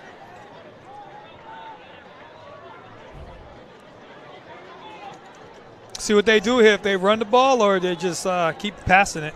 Passing the game's been effective. Well, Durfee might get the ball back, a really good field position going in at halftime. Is they're going to hand it off to Quentin Montero, and he goes nowhere. So nice play by the Durfee Hilltoppers, and that's number 35 on the tackle, Jameer Mowat. And Durfee's going to use their timeouts. Smartly. If you have a white ticket, as this has been an ugly first half. Brockton's got a 2-score lead, but they're just superior athletically, Brockton, but they have not played good football here in the first half, even though we're up 14-0. Too many penalties. And it's just not just from a sequence. It's just we're not just looking at this. It's just the culmination of the season. Too many penalties. Yes. Not being lined up correctly. It's not even good the plays. enough. You cost yourself 5 yards. dead ball penalties, mental mistakes. On plays not getting in time. I mean, when you're backed up, it's gonna change your calling, right, for what you got to call on that previous play. So it's not good. So the Boxers are close to double-digit penalties here in the first half. They've had a week off of a bye week before the New Bedford game to clean stuff up. But, did they have a ton of penalties in New Bedford last week too, Orlando? Or New Bedford was just that bad? Did it make a difference? I wouldn't say New Bedford's that bad. I just say New Bedford is struggling right now. They're going through a rebuilding period. So 3rd down and 40 for Brockton. 53 seconds left here in the first quarter. The game is crawling to the half right now, and I'm sure Brockton might probably hand it off right here. And no, they're going to throw, and it's going to be a screen pass, and it's dropped. So they're going to take a second off the clock right there. Another bad throw. Just he had him. A real poor series for Brockton, as they're going to punt the ball back, and Durfee's going to have ample opportunity to try to come down and score. Sameto's been so great, again, his accuracy, but I guess he's allowed to make mistakes too. But again, going backwards with the holding calls, that's not on Sameto. So back deep for Durfee is Mosiah Cousins. He is a sophomore. Danny DeSilva's the punter. He's got a good leg. Yeah, you look at Durfee, right? Their last possession, they was able to go very disciplined. Good play calling, no penalties. I mean, it's like you wonder why Brockton can't do that. I mean, and it's a good snap. Danny DeSilva is going to get shanks this sort of, but hopefully gets a bounce for the Boxers, and it does. Is Durfee's going to have terrific field position with 41 seconds left. Terrific.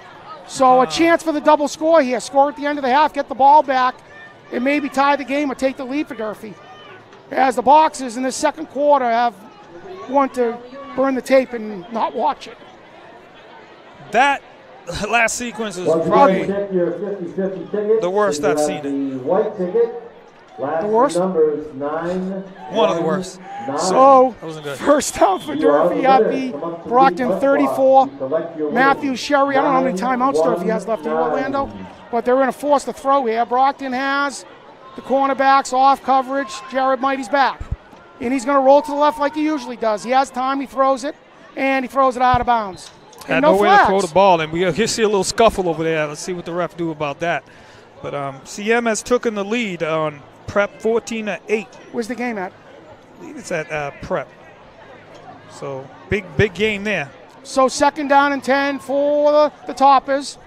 35 seconds left. We don't know how many timeouts. We don't have up the press box here. How many timeouts for Durfee? But I think 2. They have 2. Durfee so has 2 timeouts. Yep. Plenty of time, plenty of timeouts. They can get a big, some good yardage here. They can be in position to get some points here, Leo. So Durfee comes out with 3 receivers right, 1 left, 1 back, which is Antoine. 2nd and 10. And it's a bad snap. And he has time. He breaks out of it, but nothing doing. Brockton's going to sack him. Now let's see what Brockton does. Maybe Brockton. I don't think so, Orlando. If they had the ball in better field position, I think they would. 3rd down and very long with 3 timeouts. I think Coach Silva just wants to get into halftime with a 2-score lead and talk about what they need to change to play better football. Durfee's not going to be in no rush, and it looks like that's going to be the. Well, they have 1 play left. Let's see if they can get it off. So they do. That looked like it was procedure, too. So we're 2 seconds left here in the first half. If I was Brockton, I would decline this. Yeah, he just spiked the ball. I mean, Durfee must not have no timeouts left for him to do that and take a 4th down. So it's going to be a procedure on Durfee, as Brockton will move them back 5 yards. As Brockton High legend in the box, Dennis Martin, maybe the best linebacker, finally get into the Brockton High Hall of Fame. Wow. Boston Globe All-Scholastic 2-time state champion football player. I consider him the best linebacker in Brockton history. Just like Some people argue Tommy Johnson, Lucian Belandra.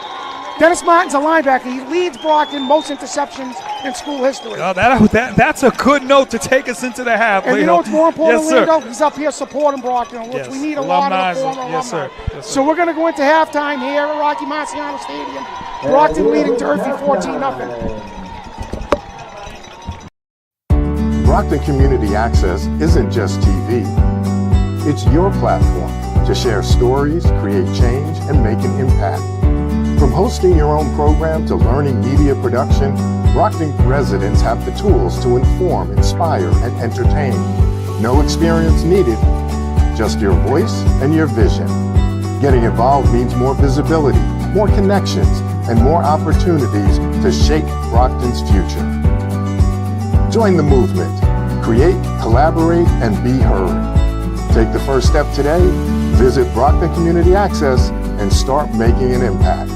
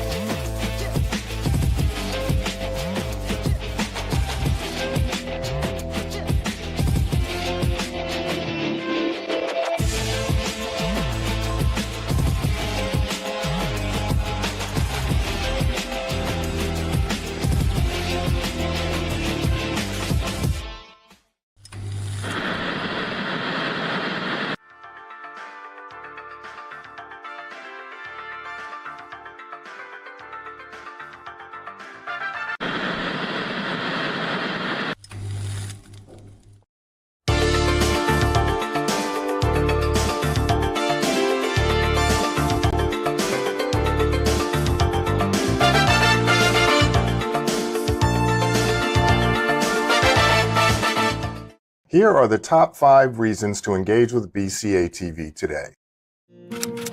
Share your stories, opinions, and creative content on a platform that targets local viewers. Access free media resources to produce high-quality content. Training programs that empower you with valuable media skills. Live access to city council meetings and public affairs programming. Inform local audiences to build stronger community connections. Tell your story. Get involved today.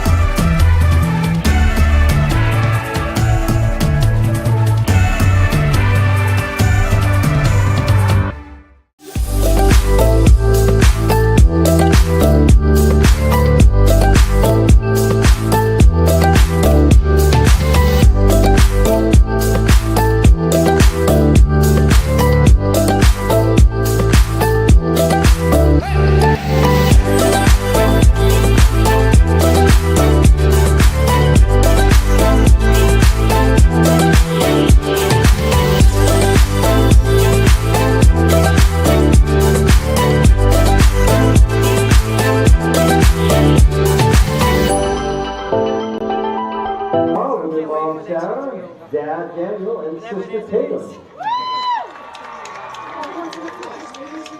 Abigail Snelling with her mom Linda and Father Thomas. Senior Larissa Tavares with her mom Vanya, Father Adelson, Sister Vanessa, and Cousin Melanie. Senior Zabeth Tejada with her dad Franklin, mother Elizabeth, and friend Kiana.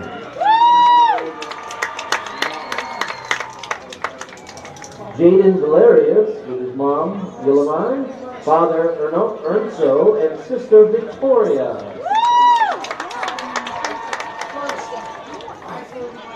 And lastly, Ariana White with her dad Thomas and mother Edmonda.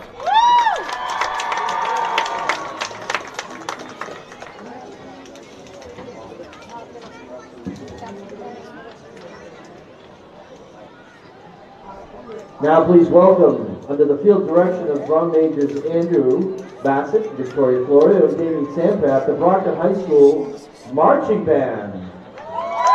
Michael, it's Kevin Brockton. How are you? Good. So it looks like you're coming to us. Let's do Monday. Will 5:30 work? Yeah, that'll give you time to get here, and then our football team has time to practice. So yeah, that'll be dynamite. All right. So yeah, and if you can just send me a roster on Monday, that'll be awesome. Perfect. Yeah. So we don't charge. I'll send you the link because we're going to stream the game. So we'll do Monday 5:30. Lawrence and Brockton. Okay. Thanks a million, Mike. Okay. Yeah. Bye. You scheduled extra time during halftime for this, right? I did. Okay, good. There you go. Oh, yeah. I told Andy it has to be 20 minutes. Yeah. Yeah. So we put 20 on the clock, an extra 8 minutes for the intros, and now we're ready to go. And there's an extra song, and I even said we'll give both the teams plenty of time to warm up. Well, I'm just looking, they're still trying to get through the line of seniors. That's what's going on. Yeah. Like he announced them faster than they could go out there. Yeah. So he went 3 last. They caught and went through the list faster than they got through the photos.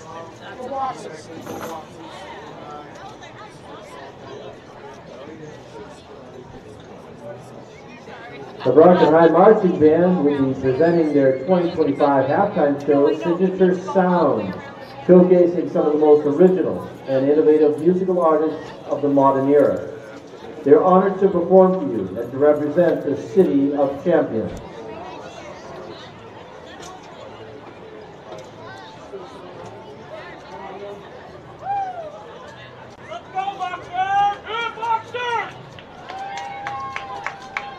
Curtis 5:30 Monday, which confirmed with Lawrence. We're good. Here? This Monday? Yep. I told Nick I have to probably go to Tuesday for you guys.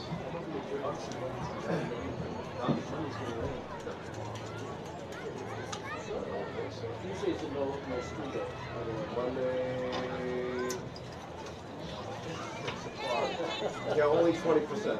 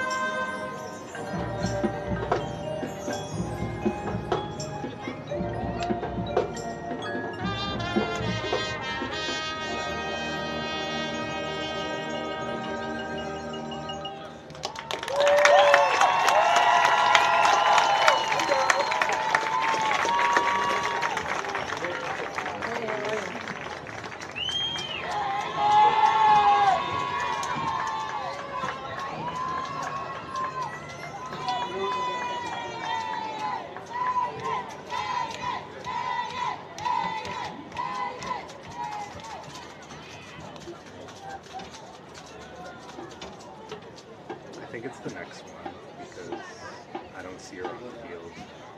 I think I see her on the track, so that's why. So is it confirmed they are doing it all? Automatic too. You better reel them in because they're going to play. If they get thrown out.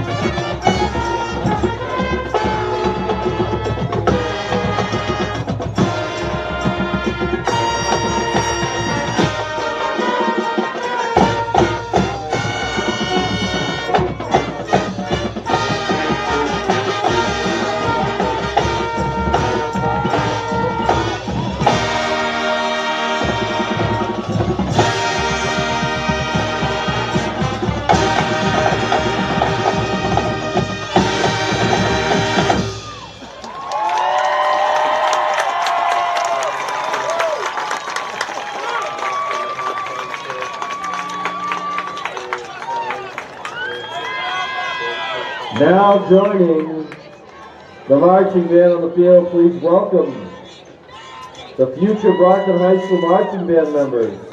These middle schoolers from across the city have been working hard all morning and will now perform alongside the Brockton High School marching band with their rendition of Stevie Wonder's Signed, Sealed, Delivered.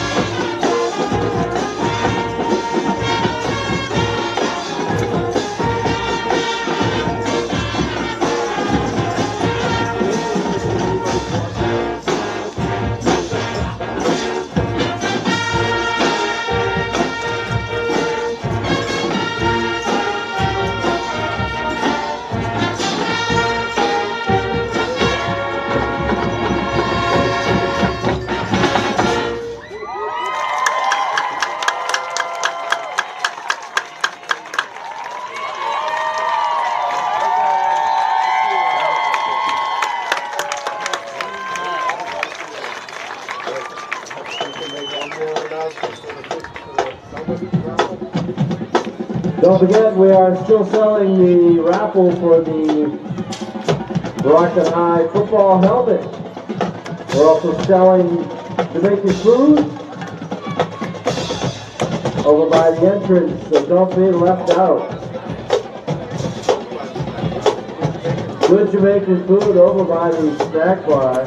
Welcome back here, Rocky Marciano Stadium, Armand Colombo Field, Leo Genitaccio, Orlando Del Valle, Brockton Community Access. A sterling job by the Brockton band, color guard majorettes. Once again, Brockton football's had its peaks and valleys. The band's still the best around. Still the best around. That was a great show, huh? Man, I just sat back and enjoyed that. That was great. Shout out to them. So the Boxers here on their final regular season game of 2025 against Durfee. A game of 2 quarters, Orlando. The first quarter, Brockton 2 touchdowns, 35 yards on 4th and 13. Marcio Semedo to Jared Mighty. Then Marcio Semedo on a keeper. The second quarter, Brockton had the ball once. They had 45 yards in penalty. Durfee controlled it with Matthew Sherry making play with his arm and his legs. Brockton's up 14-0. Yeah, after falling behind 14-0 in the first quarter, Durfee was able to take the ball, get first down, use the clock, and kind of frustrate Brockton when they got the ball. Because now Brockton, that probably goes to the kids' heads. We haven't got the ball the whole quarter, and then all the momentum you built in the first quarter, you're getting the ball after Durfee's probably had the ball entirely without counting the score with like 20, 30 minutes. So me and you have talked about this, and I'm sure Brockton football fans who follow Brockton, the inconsistencies. At times they look like a quality football team, a good product that's capable of playing against good teams and getting a result. But unfortunately, there's too many times, Orlando, where they are just stymied by ridiculous penalties, whether mental mistakes, physical mistakes, combination of both. But 8 games into the season, now going on a few years, it's bordering on inexcusable. Yeah, how can you look good one series and then you get the ball and look so terrible, like you say, penalties. And then we're talking like 14-0 right now, right? We're talking about a team that's going to be in the playoffs next week.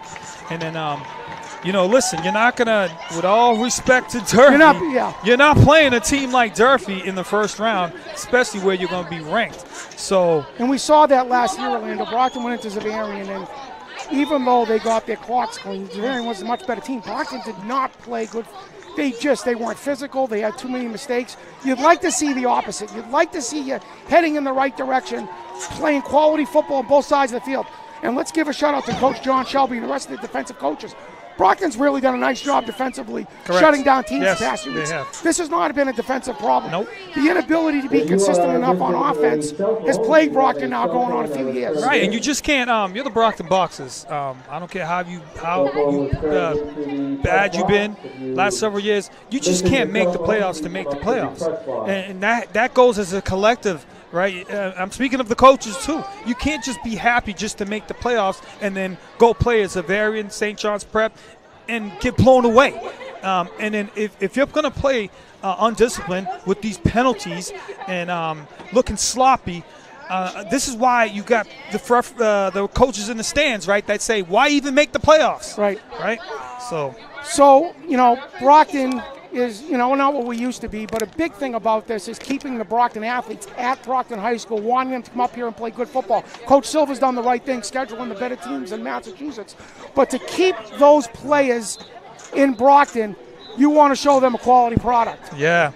I just seen Leo Buckley, big-time Brockton, a guy from the city of Brockton, always here to support the Boxers. Leo Buckley, good to see him. But we also see Bill Keene out there, Dennis Martin, Tony Rodriguez, a lot of guys that are longtime Brocktonians. Billy Keene and Dennis Martin, 2 Brockton High great football players, state champion football players, Hall of Fame type football players. They're still up here supporting Brockton, and it's something we've talked about before. Brockton, one of the better programs in New England, if not one of the top 3 all time. It starts with alumni support and putting pressure on the Brockton administrators, the coaches, to expect a quality product, to go out there and play quality football. Correct. And Again, we still got another half to go, and then this is a step towards the playoffs. But you got to clean things up. So again, it's a game where Brockton is, they're dominating Durfee physically. The Brockton linebackers, Wilma Perellon, Xavier Cologne, Micah Hill, have been terrific. Brockton's defensive ends, Nathan Jean Philippe and Uriel Mabine, the 2 D tackles, Cash Petley, Mike Myers, have been terrific physically today. This is not all negative. Brockton has played quality football on defense the past few weeks. They have moved the ball offensively. When me and you nitpick, we're talking about not just about winning a game.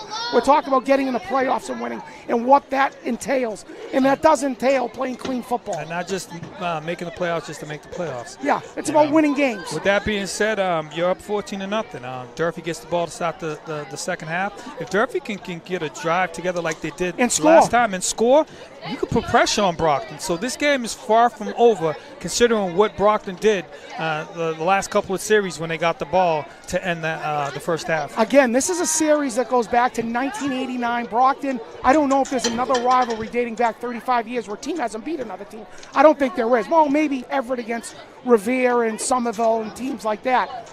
Brockton is 34-0-1 against Durfee. The one tie in 2000 where head coach Taylor Brown was the quarterback, safety. And you know what I remember, Orlando? Coach Brown's the one that stripped the ball from James Jackson and going into the end zone. And you know what Peter Colombo told me? It's the only fumble of James Jackson's career. So Coach Brown is a winner. He's going to turn this program around. You can see today, not a lot of penalties on Durfee, not lined up incorrectly. They're heading in the right direction. It seems like they're almost there, right? And going forward, one of these years we could be talking about Durfee coming on top again with the coach of Taylor Brown. He's committed. He's dedicated to Durfee. They're dedicated to him, and he's doing a great job here. For those that don't know, I know Durfee's not in the Massachusetts football scheme of things, but doesn't mean they can't get there. And they always have quality athletes. When Durfee has lost to Brockton, it's not because they don't have good athletes. They just don't have the depth to match up physically with Brockton, and most of the times New Bedford. But they have had several victories over New Bedford the past few years. So a credit to Coach Brown getting Durfee in the right direction as far as, discipline and trying to set up a winning culture. A lot like what Coach Silva does in Brockton. Discipline, accountability, and, next step is getting that on the football field as far as, not having double-digit penalties and a half. And also having a good unit around him. I talked to the freshman coach, Coach Rodney Thomas, at pregame, and having coaches like that around you that's committed to building the youth, and when you get them, they know exactly what to do when they get to varsity. So, again, good staff they're building there at Durfee, and hopefully, we can talk about them more going forward. So we're seconds away from kickoff. Brockton will be kicking at the south end of the end zone to the north end. Back deep will be number 6 for Durfee, which is Michael Gibson, and number 12, Devin Waller. Danny DeSilva will be the kicker. Xavier Cologne holding because of the wind. Brockton will have the wind here in the third quarter. And it's a kick that's going to head over to Gibson. He's going to let it bounce. And he heads up to the middle of the field, tries to get to the outside, cuts it back in good coverage by the boxes, as Durfee will have first down at their own 21. Yeah, that's all set up by the great kick by Baptista. Again, he has a great leg. Danny DeSilva. Danny DeSilva. So first down for Durfee. I don't want nobody getting, especially on senior day, getting mad at me for saying their name wrong. Durfee held the ball for 10 minutes in the second quarter, were unable to score, but had several third and fourth down conversions. And I'm sure Coach Silva was not happy with the second quarter from the boxes. Yeah, quick update there. We got a shootout there going on, and with CM in prep 20-20, second quarter. CM did lead 29-20 now, St. John's. Wow. 29-20. So first down for the top as they're in the pistol with one back. As they do motion, they fake it. It's going to be a handoff. He tries to get to the outside, and he goes nowhere. In the tackle by number 15 for Brockton. And that's Kate. That's not Kate. It's number 45, Cairo Hill, the sophomore outside linebacker. And that will be a loss of 2. Wow, 29-20 Prep second quarter. They were down 20-6 in that game. So the loss of 2 will force a second and long for the Toppers. Coach Brown talking to Matthew Sherry, who has taken some beatings today. He's been hit, but he's really kept them in the game with some fine runs and throws during some pressure situations. So the back will be Antoine, 2 receivers left, 1 right with an H-back. And he fakes, he's going to head over to the right. He fakes it inside, and Uriel Maybean will not let him get by, and he'll stop it. Tony. And I want to say thank you to Tony Rodriguez. Brought us Vice some pizza. Chairman brought us some pizza in the box. Wow. And I'm Shout hungry. out I'm going to to take a bite. Gamecock at Pier Piece is very good. So a third down for the Hilltoppers. A 3rd and 10.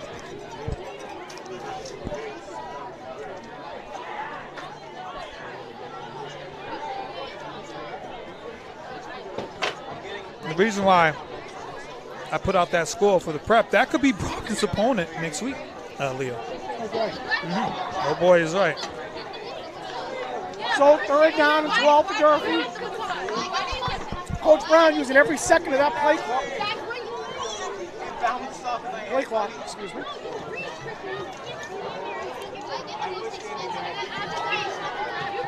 Three receivers right, 1 to the left, 1 lone back. As he's going to head over to his opposite side. He looks, he throws the ball down. He's got him wide open. A nice play as he will. I don't know if he gets it though. It's going to be 4th and short. It's going to be very short. It's going to be interesting to see what. Are they giving him the first down? I think.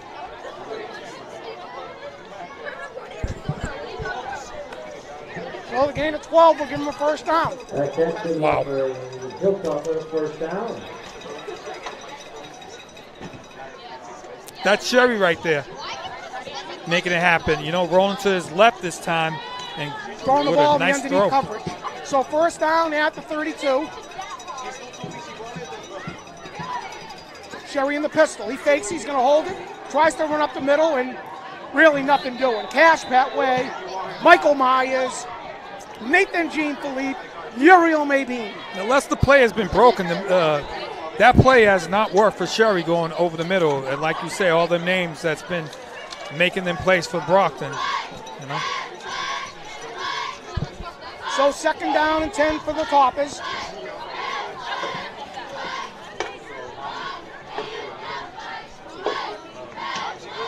Matthew Sherry not moving as quick as he was in the first quarter.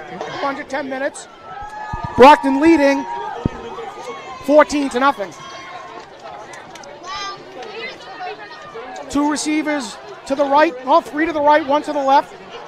And the lone back still is Marvin's Antoine. He's going to roll to the left. He's got a lot of room over there. He's going to look, he throws the ball downfield, and it's a little bit low. I don't think he caught it. It's going to be low, and he was open, though. The flow was just low. It's going to be 3rd down and 11 for the Toppers. Like he always likes to do, 3rd down. rolling to his left. Good play by Brockton there. He's very comfortable rolling out, Orlando. I'd like to see Brockton add a little bit more pressure, get him out of that comfort zone, because he just sits back there patiently and is finding guys that are open. That was just a misthrow. And So again, Brockton's in they got him in a 3rd and long. The last several 3rd and 4th and longs, Durfee has completed them. Let's see if Brockton can get off the field.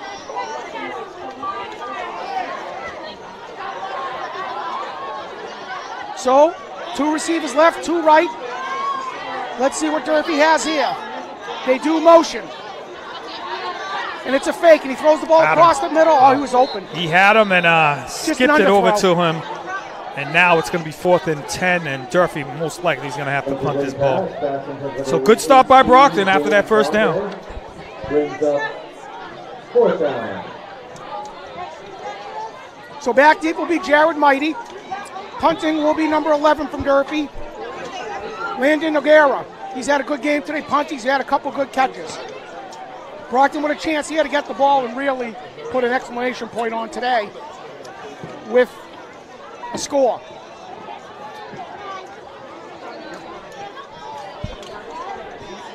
It's a good snap. Noguera with the punt. It's a good one. Jared takes the ball.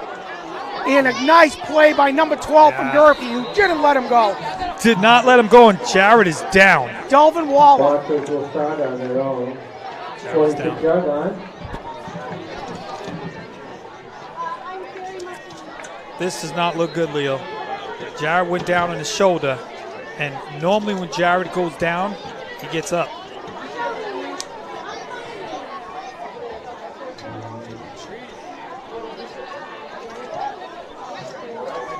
So let's see if we can see the tackle. Looked like he grabbed your shirt from behind and pulled him down.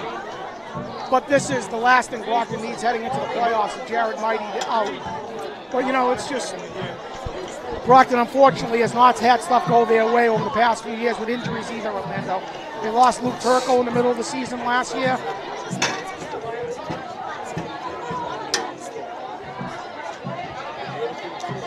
Cairo, we see Cairo run right to the field. Well, when you play offense, defense, and special teams, there's a chance you get injured.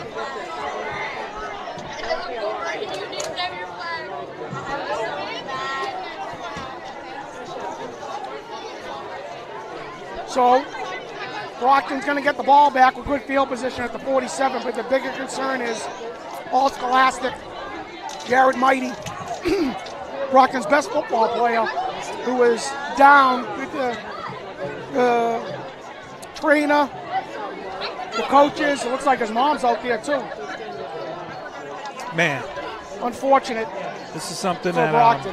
They cannot you don't play want to like to see. him. Any player down, any student athlete down, going out there playing football, senior day. Jared Mighty, such a good kid, such a good player. And that's the concern right now. I bet you the track coach is nervous too.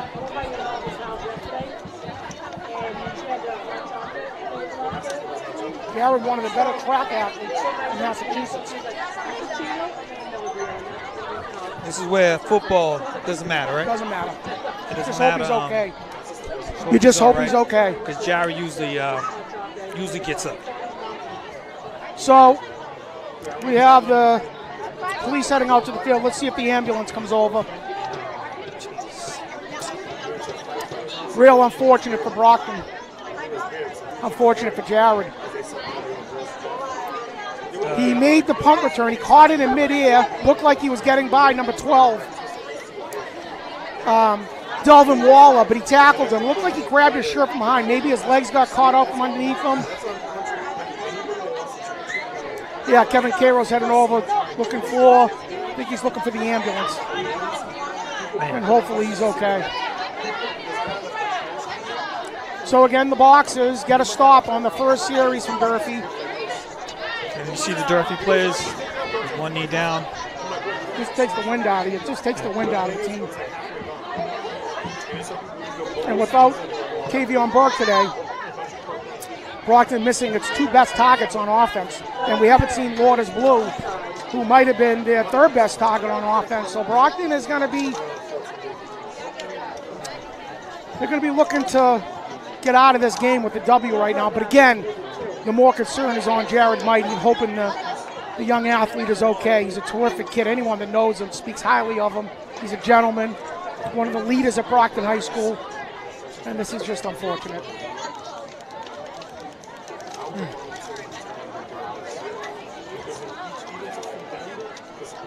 It takes everything, kind of takes the wind everything out of you. out of this game. Takes and, the wind out of Brock. Yeah, it just does. It's just, we've talked about this. They lost Luke Turco last year, who was an All-Scholastic in the Herald. He missed most of the season at the end of the year. Couldn't play against Zavarian in the playoffs. Didn't play much against Bridgewater Raynham because he came back in the middle of the Durfee game and hurt his hamstring and was never able to get back. But this is you see the concern. This looks more concerning. And Barrows is pacing back and forth. Doesn't he want to go up in and see it? And so he's just hoping for the best. He's shaking his head, and everybody here There's usually an ambulance is here, concerned. and the ambulance is not here. Jared Mighty. So let's take a break. We'll go to commercial. Brockton Community Access isn't just TV. It's your platform to share stories, create change, and make an impact. From hosting your own program to learning media production, Brockton residents have the tools to inform, inspire, and entertain. No experience needed, just your voice and your vision. Getting involved means more visibility, more connections, and more opportunities to shape Brockton's future. Join the movement. Create, collaborate, and be heard. Take the first step today. Visit Brockton Community Access and start making an impact.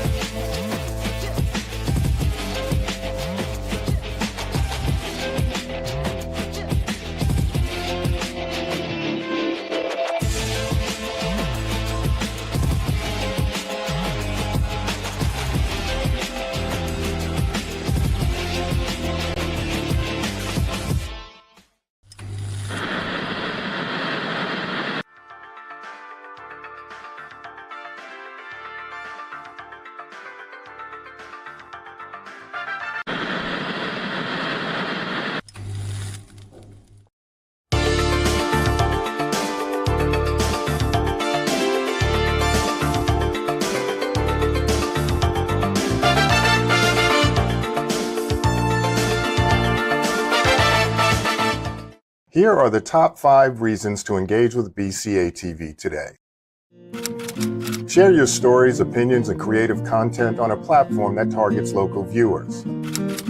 Access free media resources to produce high-quality content.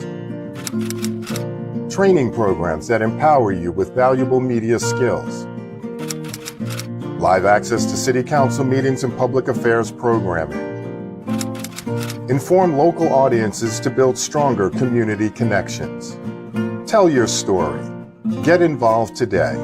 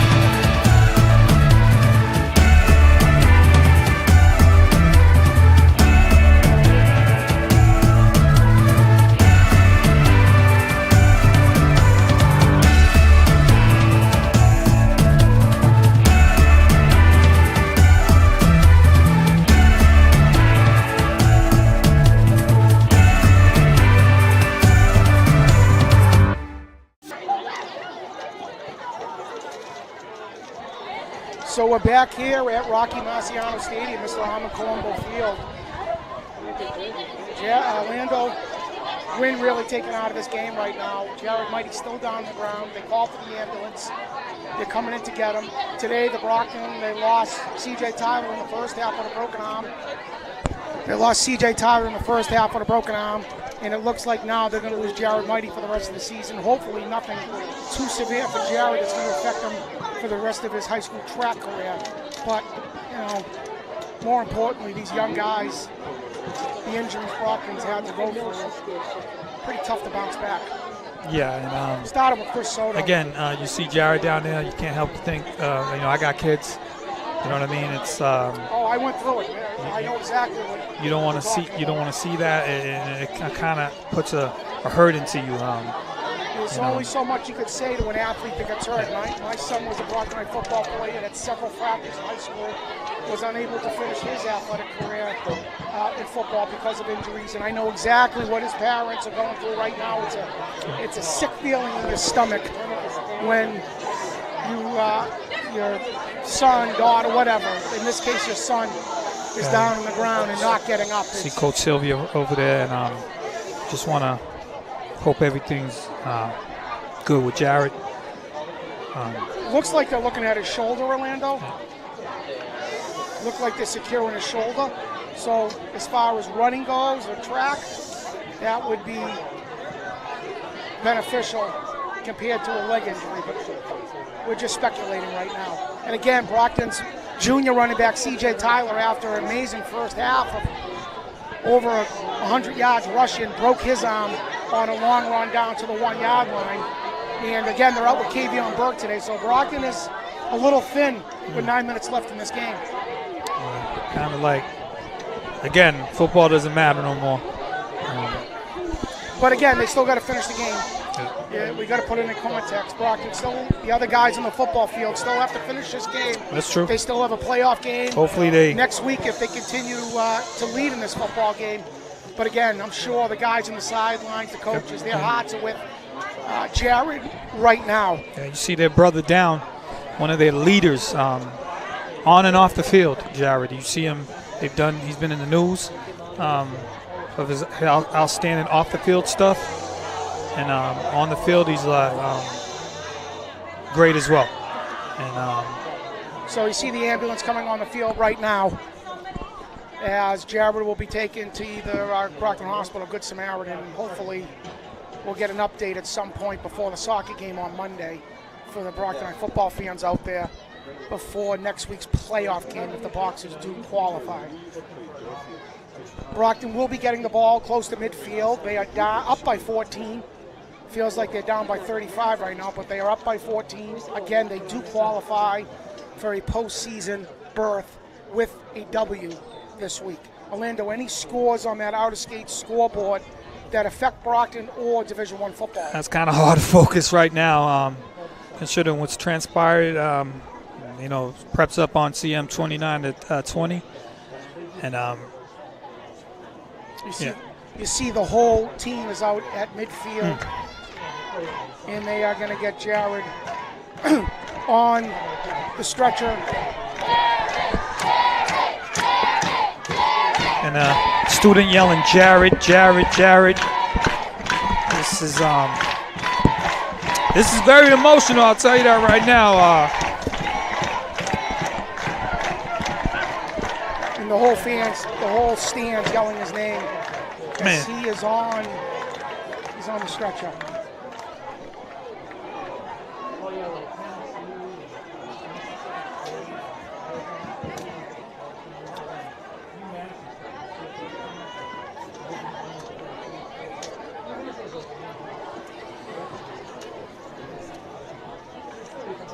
When we come back to action, will be 9 minutes left in the third quarter. Again, Brockton will have the ball at midfield, up 14-0. And let's see if the coaches can keep the rest of the kids mentally in this game, Orlando, because they still have a lot to play for. Yeah, that's their brother right there. And you don't want to ever see that from any player. And just a run of bad luck for the Boxers over the past several years. Just a run of bad luck for these young athletes, the injuries they've had, unfortunate circumstances. Again, he was just like Jared does all the time, just trying to make a good play. He caught the ball, full tried speed, to explode. 100%. He caught the ball running. Yeah. And number 12, Delvin Wall, was nothing dirty. He tried to make the tackle, and it looks like as he was tackling him, his legs might have been cut out or the shoulder. Yeah, one or the other. But they're still stabilizing him on the stretcher right now. And again, we'll hope to have an update at the soccer game. I've watched Jared for 4 years, and when I see Jared go down and not get up, that was concerning to me. And I'm saying to myself, "Come on, Jared, get up, get up." When I didn't see that, that got me a little worried. So the entire Brockton football team, coaches, some of the alumni are out there right next to the Brewster ambulance, as Jared's still not in that ambulance. I'd like to see him get that medical care as soon as possible. Leo Genatasio, Orlando Galveo, Brockton Community Access, Curtis Reese, David Eric, Scott Labossiere, Brockton Community Access. You can catch us on the Brockton channels. Again, like Leo's saying, we can only speculate. We don't have reporters on the field to let us know what's going on. And hopefully it's,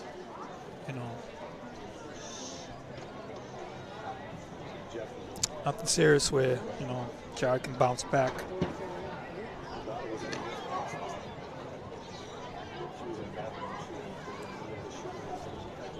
think at some point the coach has got to get the kids stretching, don't they, Orlando? They've been standing around for like 20 minutes. Oh, that's going to be hard to do. They want to be next to their brother, right? Yeah. I'm pretty sure they're going to have time to do that, but and then Jared's going to Jared is. There we go, Jared.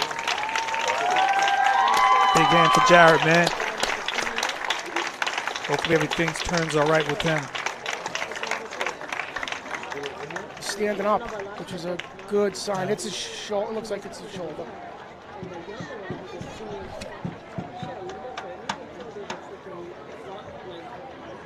No, he's stretching that leg out. Durfee the leg. players is clapping as well. Good sportsmanship by the Hilltoppers. They just straighten out that right leg.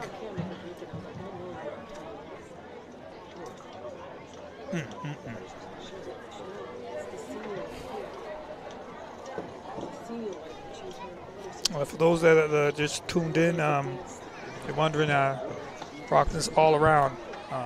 Their best player. Best player, Jared Mighty. Been down in the field for a good 20 minutes. 20 minutes. There's 9 minutes left in the third quarter. Brockton, 14-0. They opened this game up with a 35-yard touchdown pass. Marcio Semedo to Jared Mighty. The kick was good. They got the ball back. CJ Tyler, 2 long runs down to the 2. He broke his arm on the last run. He's out of the game, probably out for the season. And Marcio Semedo kept it to make it 14-0.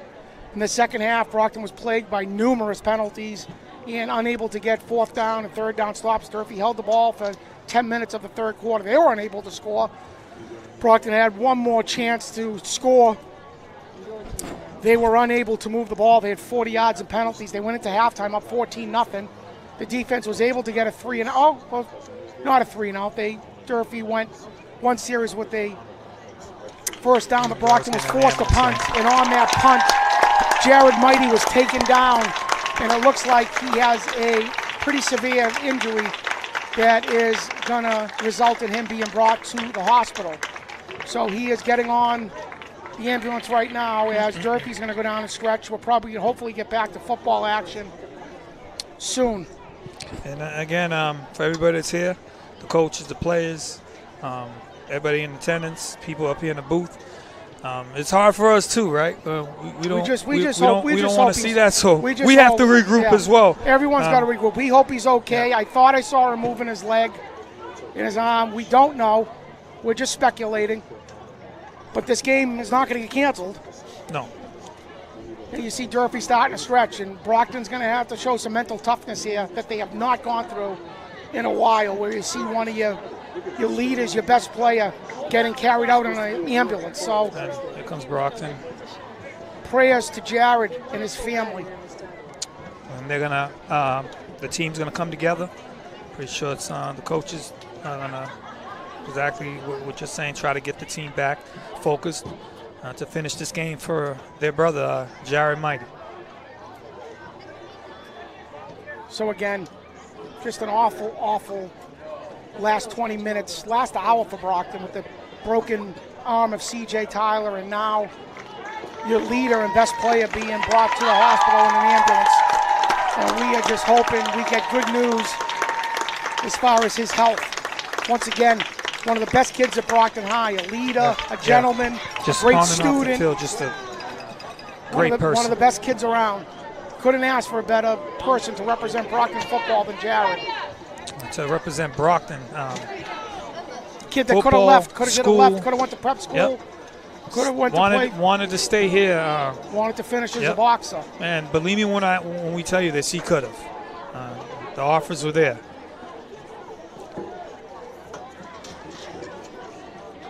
So we see now Brockton doing a little light stretching and calisthenics. You see the athletic director saying a couple words to Jared before he goes. I'm pretty sure he's very emotional. Always talks highly of all the Brockton athletes, but especially Jared. So I'm pretty sure Cairo has to regroup and focus as well and do his job this afternoon. So Marcio Semedo's warming up on the sideline.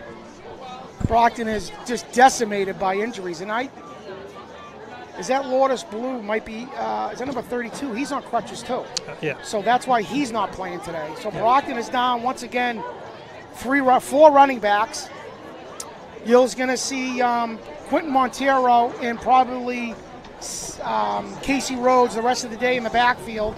They are down Jared Mighty and Kavion Burke at receiver, as their depth is going to be tested here in the final 9 minutes and most likely the rest of the football season, Orlando. Yeah. Comes a time where it says, this is it's probably too much to recover from, But well, we'll see how resilient Brockton is. The rest of those kids still want to finish the game. They want to finish their season. They want to get to the playoffs. And football's a team sport. It's not always one player that you count on, but to win a game. But Jared is a huge part of their success over the past few years and some of their more important wins against Everett, against Bridgewater Raynham. And again, it all started with a Christopher Soto in a preseason game. Brockton was supposed to be their go-to running back. Got hurt, broke his ankle. He was out for the season. And they lost Casey Rhodes, who came back today. They lost him before the season started as well. And then, as you mentioned, Blues is down. Looks like he's on crutches. He was doing well for them. And then another running back, Tyler, today got hurt. And then now Jared Mighty, as you saw. So we are minutes away from resuming the second half of this football game. Brockton will take over near midfield with a 14-0 lead after getting a punt from Durfee, as the Boxers once again in a win-and-in situation where they will most likely end up at St. John, Springfield, or Westwood next week to play Zavarian. And if they get there, they're going to be ultra short-handed. As you see Jared leaving in the ambulance.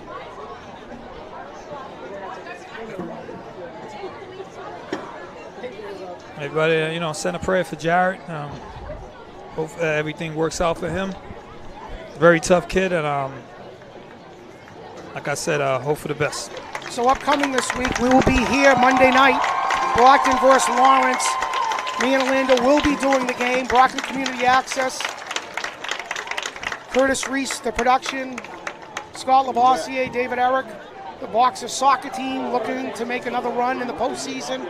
The girls volleyball team, after a 19-1 season, were knocked out by the Warriors from Brookline last night, as we are seconds away from Brockton taking over the ball at their own 47. Yep. So, again, we got to gather ourselves again and get this game going here. Brockton with a 1st and 10 after the punt return by Jared. Let's see if Brockton tries to get this clock rolling, Orlando, and try to keep the clock going and get out of here with the W. You're going to see Quentin Montero, the sophomore, is the back, as once again not lined up correctly and have the proper players on the field. Well, we can give him a pass on this one. So Casey Rhodes and Trevor McNeil are the receivers. Now it's going to be Quentin. Quentin is going to be a fake, and Marcio keeps it running hard for 5 yards, as the junior quarterback says, I'm going to keep this game going. Yep. I want to win. A lot of exertion right there, a lot of punishment he laid out in that run. The game will be 5, maybe 4, as the Boxers move quick.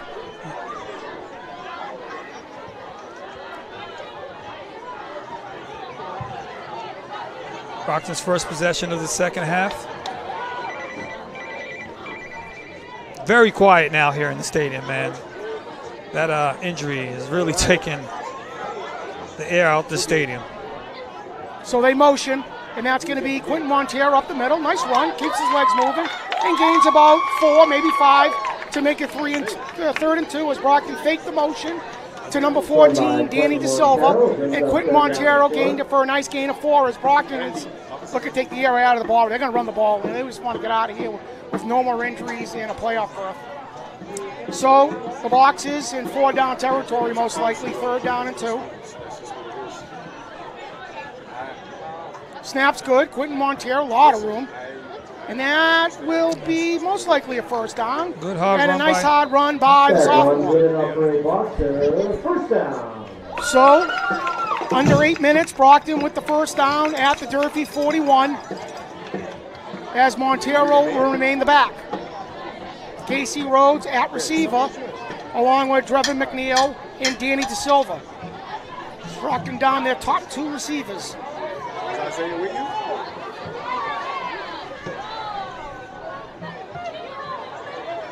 And they're going to throw. And it's going to be to Drevin McNeil. Moves up the middle, and a nice job of tackling by Durfee, led by number 4, Marvin's Antoine. And Brockton will gain a modest 2 yards right there. Yeah, good pickup on first down. McNeil getting his first catch of the afternoon for Brockton. Again, Brockton not taking advantage of the middle of the field. It's open a ton of times. They haven't done that all year. Nope, they haven't. So second down and 8 for the Boxers.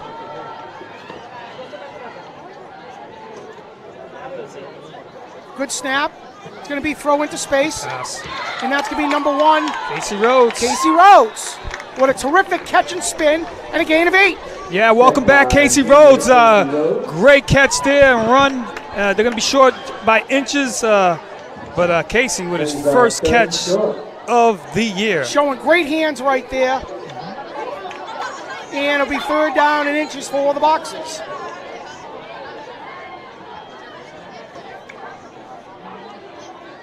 And that's going to be Quentin Montero for the first down. Yeah, Gain of 2. And Brockton doing exactly what you're saying, Leo. Using some of the clock, running the ball, mixing it up, getting first downs and marching down the field. Now we think a touchdown. So first down for the Boxers at the Durfee 29. As personnel stays the same, Quentin Montero is the back. The receivers all stay the same. Danny DeSilva, Casey Rhodes, and number 9 for Brockton is Malik Dorville.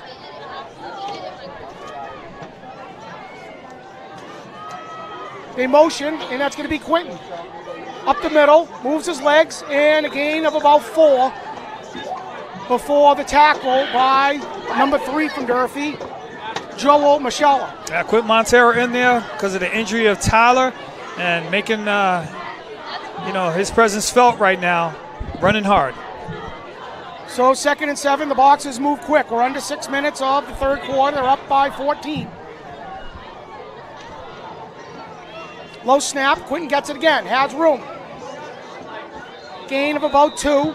Will make this third down and about 3 for the Boxers. Yeah, definitely. A field goal makes this a 3-score game. Yeah, Danny. but definitely 4 down territory. You're not going to go for a field. Win is not your friend today. Well, this quarter it is, but they'd have to. I agree with you. Another 10 yards before a field goal. So 3rd and 3 for the Boxers.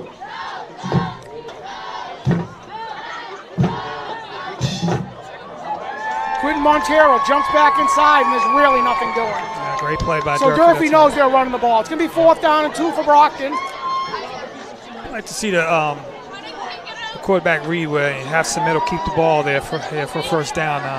That would be the call I would make right now. So let's say closer to 3 for the Boxers, as Durfee's got everyone in the box. They know Brockton is limited offensively without those receivers.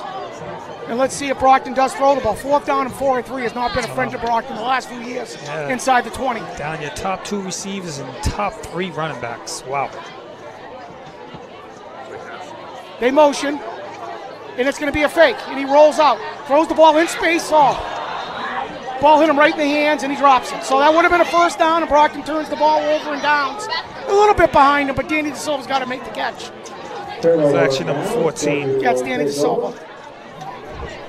From their own 21. Actually, you're right. Derek Exulis. I apologize, Orlando. You're right.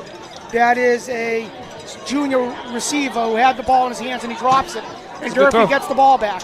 I don't know if he would have had a first down. I like the play call. The play call was there. Just got to execute. The Durfee defender So first right down there. for Durfee without Jared Mighty at safety. And they motion. The handoff is in, and it's a good tackle by Xavier Cologne. And it'll be 2nd down and 9 for Durfee. Referee saying the runner was down. He was down. And another great defensive play by Cologne. He's been all over the field today. Senior day, senior making big plays. Cologne. So no gain, maybe a loss of 1 for the Toppers. 3 minutes, 32 seconds left here in the third quarter. Brockton leading 14-0.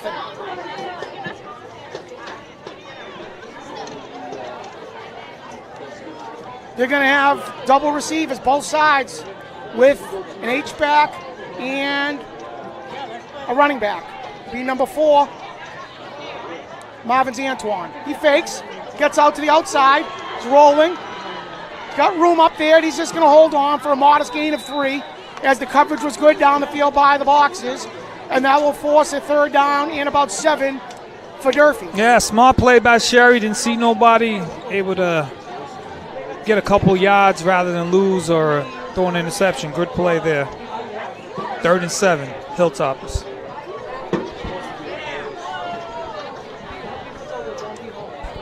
So the 3rd and long.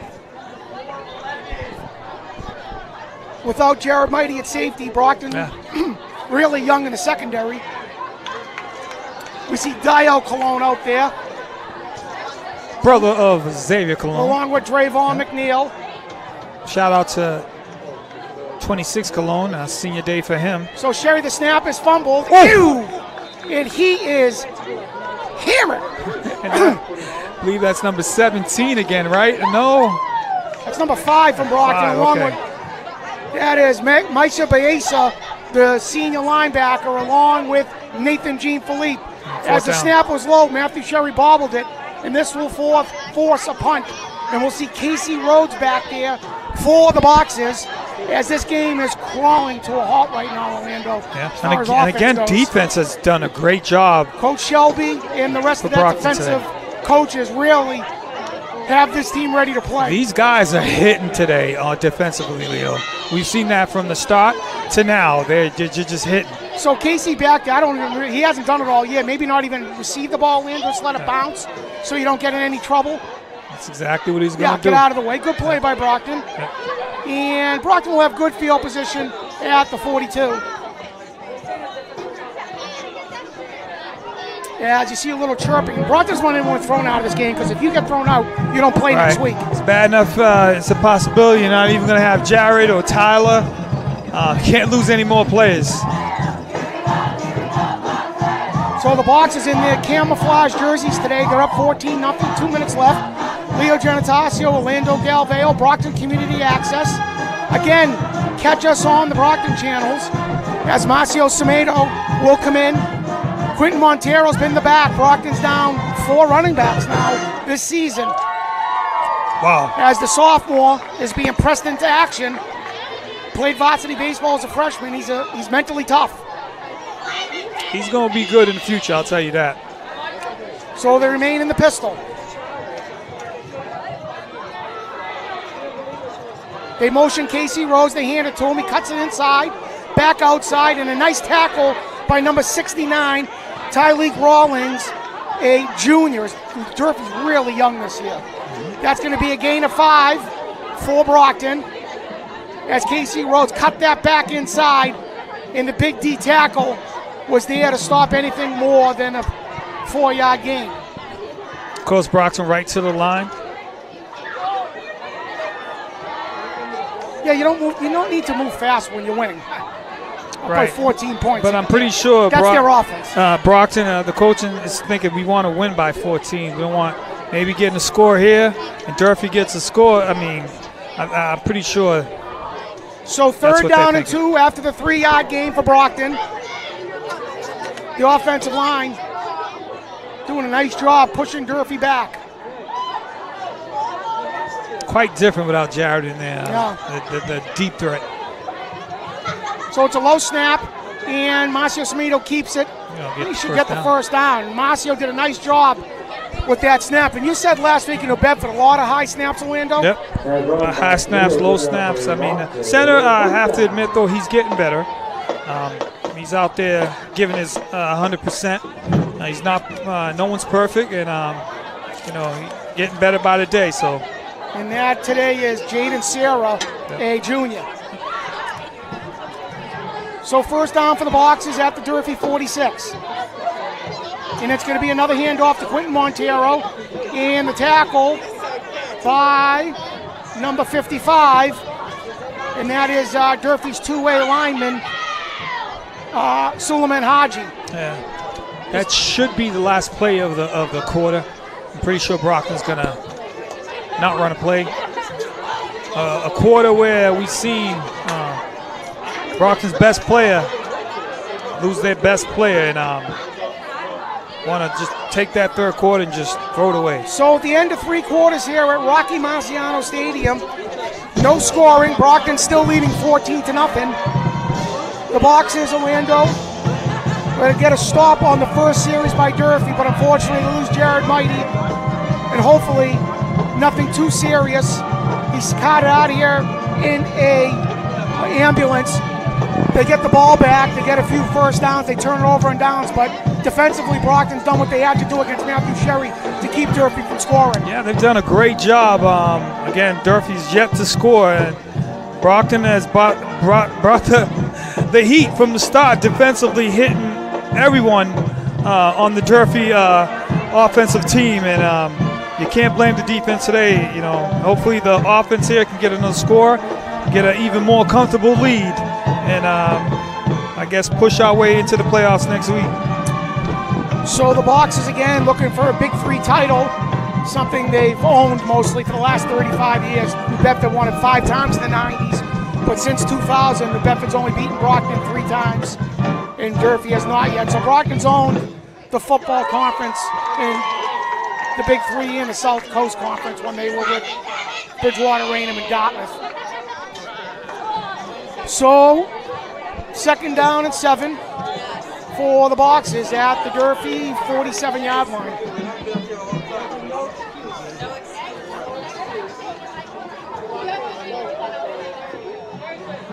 Good snap, and it's going to be a fake. He throws the ball over the middle, and it's a little bit behind Casey Rhodes.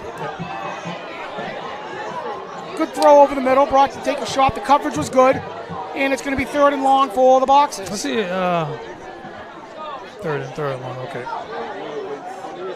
Again, a little behind Casey. Want to see that right on the money. Casey probably would have kept on running. So the Hilltop is looking to try to get the ball back here in the 4th quarter, down by 14. Tomatoes back, a little bit of pressure, throws the ball over the middle, and it's caught for the first down by number 14 for Brockton. Right, and Semedo waited to the last second to make that pass. Great one it is. And that's Derek Exulis, the junior. Exulis with a good catch there on the first down. And making up for that drop, a terrific catch into coverage by Exulis. Just going to say that. So first down at the 29. And that's going to be Quentin Montero for nothing. So Durfee's just sending everyone at this point. They're going to make you beat them by throwing the ball. Yeah, you'd like to see Semedo keep that, right? Fake it to Montero and that's Jamali Mowat, sophomore linebacker. So Durfee's going to be tough the next few years, Orlando. They got everyone back.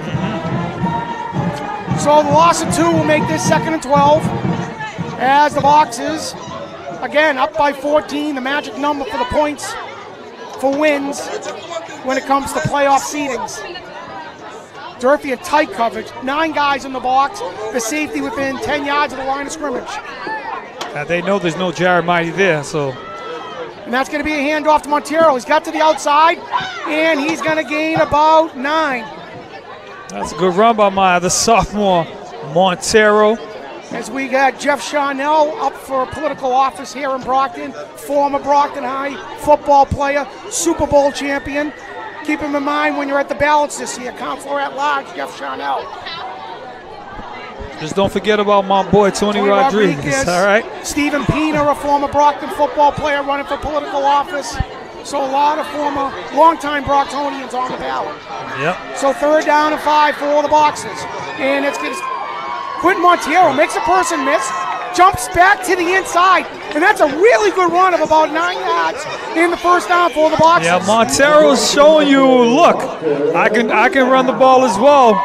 You know, it doesn't matter where I am in the depth chart. Give me the ball, and I'll show you what I can do. And he did it there. So an update from my son at home, Nicholas. St. John's Prep 36, CM 28, Orlando. Ooh. That's a great game right there. CM will be in D2 winning Super Bowls. They won't be playing those teams. Question in about D1. that. So first down for the Boxers at the 18. And it's going to be Quinton again, who drives his legs forward, and a good gain of about 6 for the sophomore. How about that? Brockton Boxers relying on the legs of Quentin Montero, the sophomore. So the Boxers looking to put that all-important third score on the board here to not only ice the game, but help for the playoff seeding next week. First down, second down, and about 5 at the Durfee 12. As they're going to look back, Smato's got all day. He looks, he throws the ball across his body, and it's deflected and intercepted. So Brockton took a shot in the end zone. He was covered, and the deflected pass will give Durfee a chance now to get a score here, Orlando, and make this a football game. Yeah, Smedo with the pass there. Rhodes well covered by 2 Again, Hilltoppers. Stuff underneath is wide open. Yep. Doesn't have to be a home run on every single play. I mean, So first down for Durfee on the turnover. Matthew Sherry with a chance here to get Durfee back into this football game. Brockton was 12 yards away from icing this and saying hello to the playoffs, but the turnover keeps Durfee in this football game.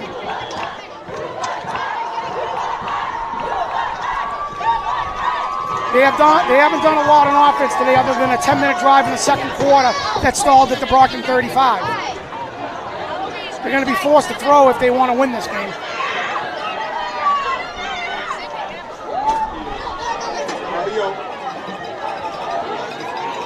So it's a good snap. Sherry looks over, and it's a high throw and incomplete, and that was intended to number 14, Caden Alves. yeah, 2 guys doing the same route there. And, so Durfee's missing Benjamin Sherry this year. Yeah. I can tell you that because he destroyed Brockton last year for 3 long touchdown passes. The 6'4" wide receiver, tight end, D end. So 2nd and 10 for the Toppers. Sherry's back. He fakes. He's going to try to run. Really got no place to go. Makes a couple people miss. But Brockton's right there to eat that up. And the Boxer linebackers and D-line have had their way today. yeah, Sherry tried spinning, moving, refusing to go down. Was able to get a couple yards out of it. Man, that kid never quits. So we do have a Durfee someone's down for Durfee. And that's number 10 from Durfee. Yeah. Zadavian Rodriguez. And hopefully he's okay. See the replay right here.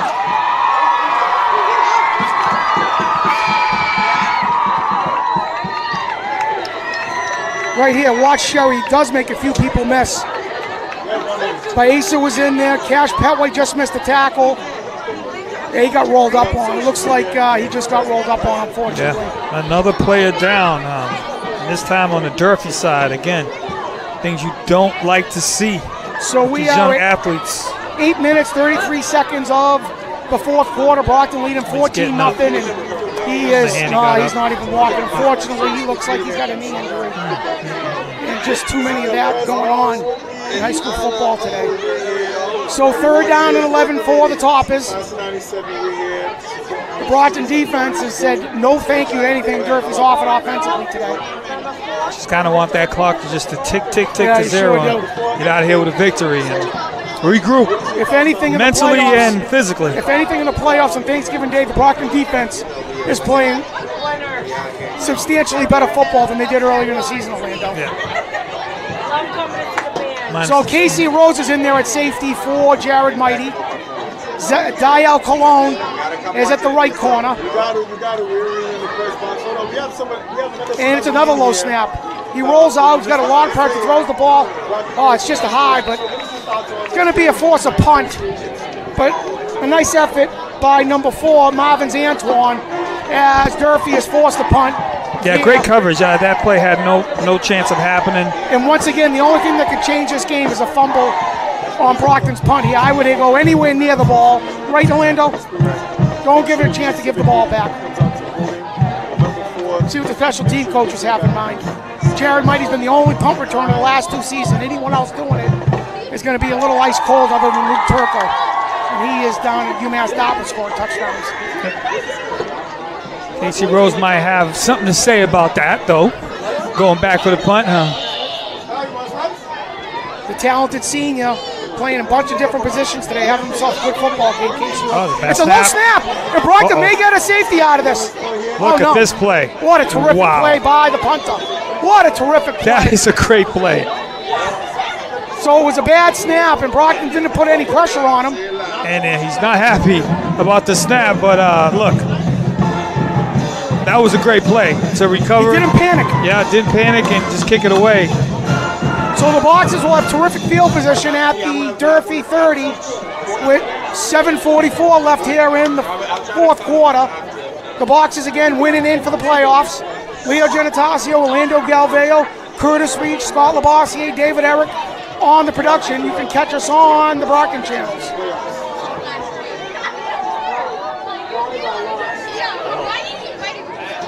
So Danny De Silva will be in there at receiver this time. You got 4 receivers and Quentin Montero.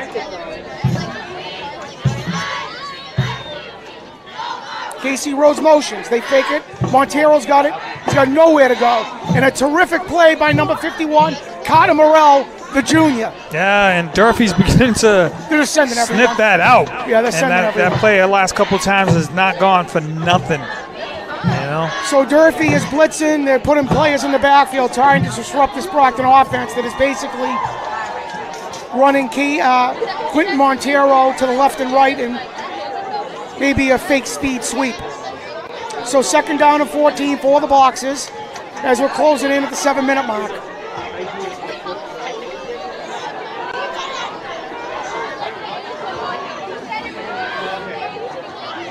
And that's going to be a fake. Semedo rolls out, has number 9 over there in coverage, and he moves his feet, and that's going to be a gain of about 4 or 5 yards. And on the catch right there is Malik Dorville, the senior, as number 10 was in coverage. I apologize, that was Sadavian Rodriguez. So 3rd down and 8 for the Boxers as a safe play call there, Orlando. Got a couple yards there, set up a 3rd down at about 9. Maybe you could get half of that, possibly go for it on 4th down.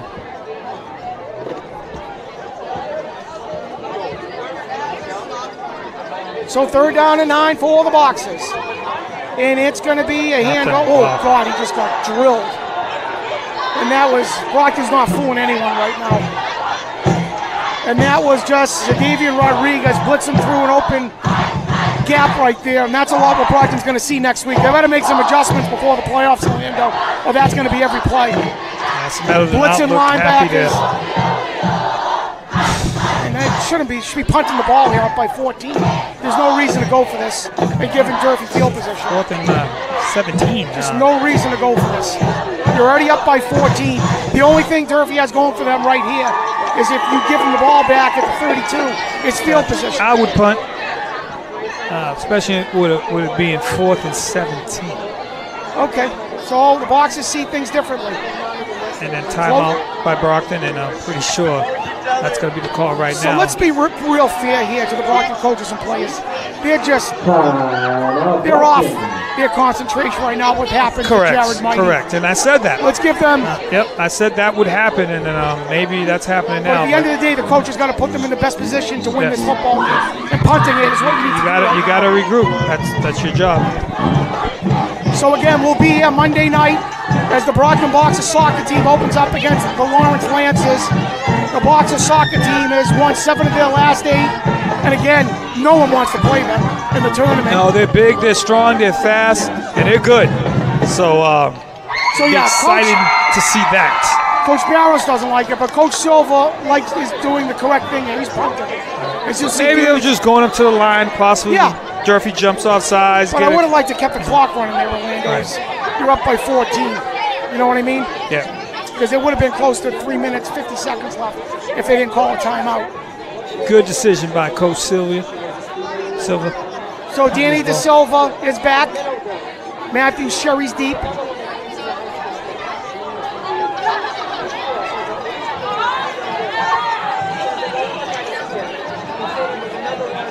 It's a good snap.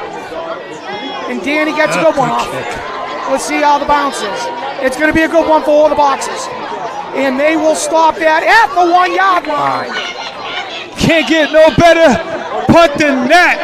And down there, Wow. number 58, Austin Pina. Speaking of Steve Pina, his son Austin on the terrific coverage right there. Will clock that ball down at the 1 yard line as Durfee's going to have to go 99 to get on the scoreboard. That was a good kick, and again, it's exactly what you wanted. That's why you kick it. So boxes are at that 14-point lead right now, which will give them the extra points on the scoring system for the playoffs. Or maybe you don't have to go to Danvers or Westwood next week, or maybe going to Natick, Orlando, or Methuen. Speaking of Prep, yeah, they're up 36-28 still. So first down for the Hilltop is inside their own 1 yard line. They have not got much going today offensively, as they have not even entered the red zone for Brockton. Not.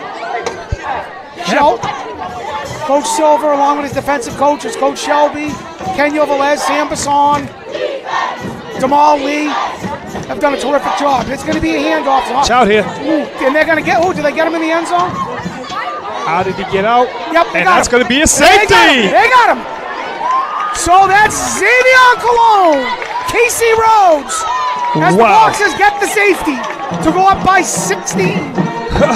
On the play earlier where they botched the punt, almost a safety, was able to get out of it, get the ball back, and Brockton gets the safety anyway, Leo. So that is 2 important points for all the Boxers as they go up by 16. It also forces Durfee, if they get the ball back, to score twice. Let me tell you something, man. This game, right now, you got to give the game ball to clearly the defense, Shelby and his crew. They've done an outstanding job today.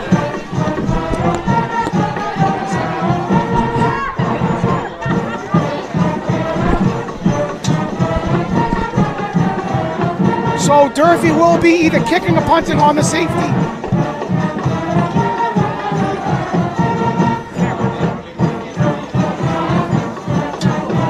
Elbow. So we just got informed by Kevin Cairo, an elbow injury for Jared. Yeah. Of all the injuries for a football player, Orlando, God thank that one, because that doesn't affect his legs or his head, his knees, his ankle. So Jared with an elbow injury, hopefully will be back maybe by Thanksgiving Day. You never know, but hopefully for the track season, Jared, one of the best sprinters in the state. So Durfee will be kicking from their own 20. Brockton's too far back. They got to move up. And the coaches must have heard you, because they're doing that now. 5:05 of the fourth quarter. The Boxers had 16-0. Pretty sure because of this 20 kicking from the 20, Durfee's not going to try an onside kick, because Brockton would have a great field position. So I'm pretty sure. No, they are kicking. I think the onside kick is exactly what they should do. They're down by 16, Orlando. Why kick the ball deep? It's going to be I think it's going to be an onside kick. They have nothing to lose. Absolutely nothing. Or a split kick there, because Brockton. Well, the middle of the almost field be in the red zone. The middle of the field's wide open right there. Well, they do kick it deep. Casey Rhodes gets it. Heads right up the middle. Nice run by Casey.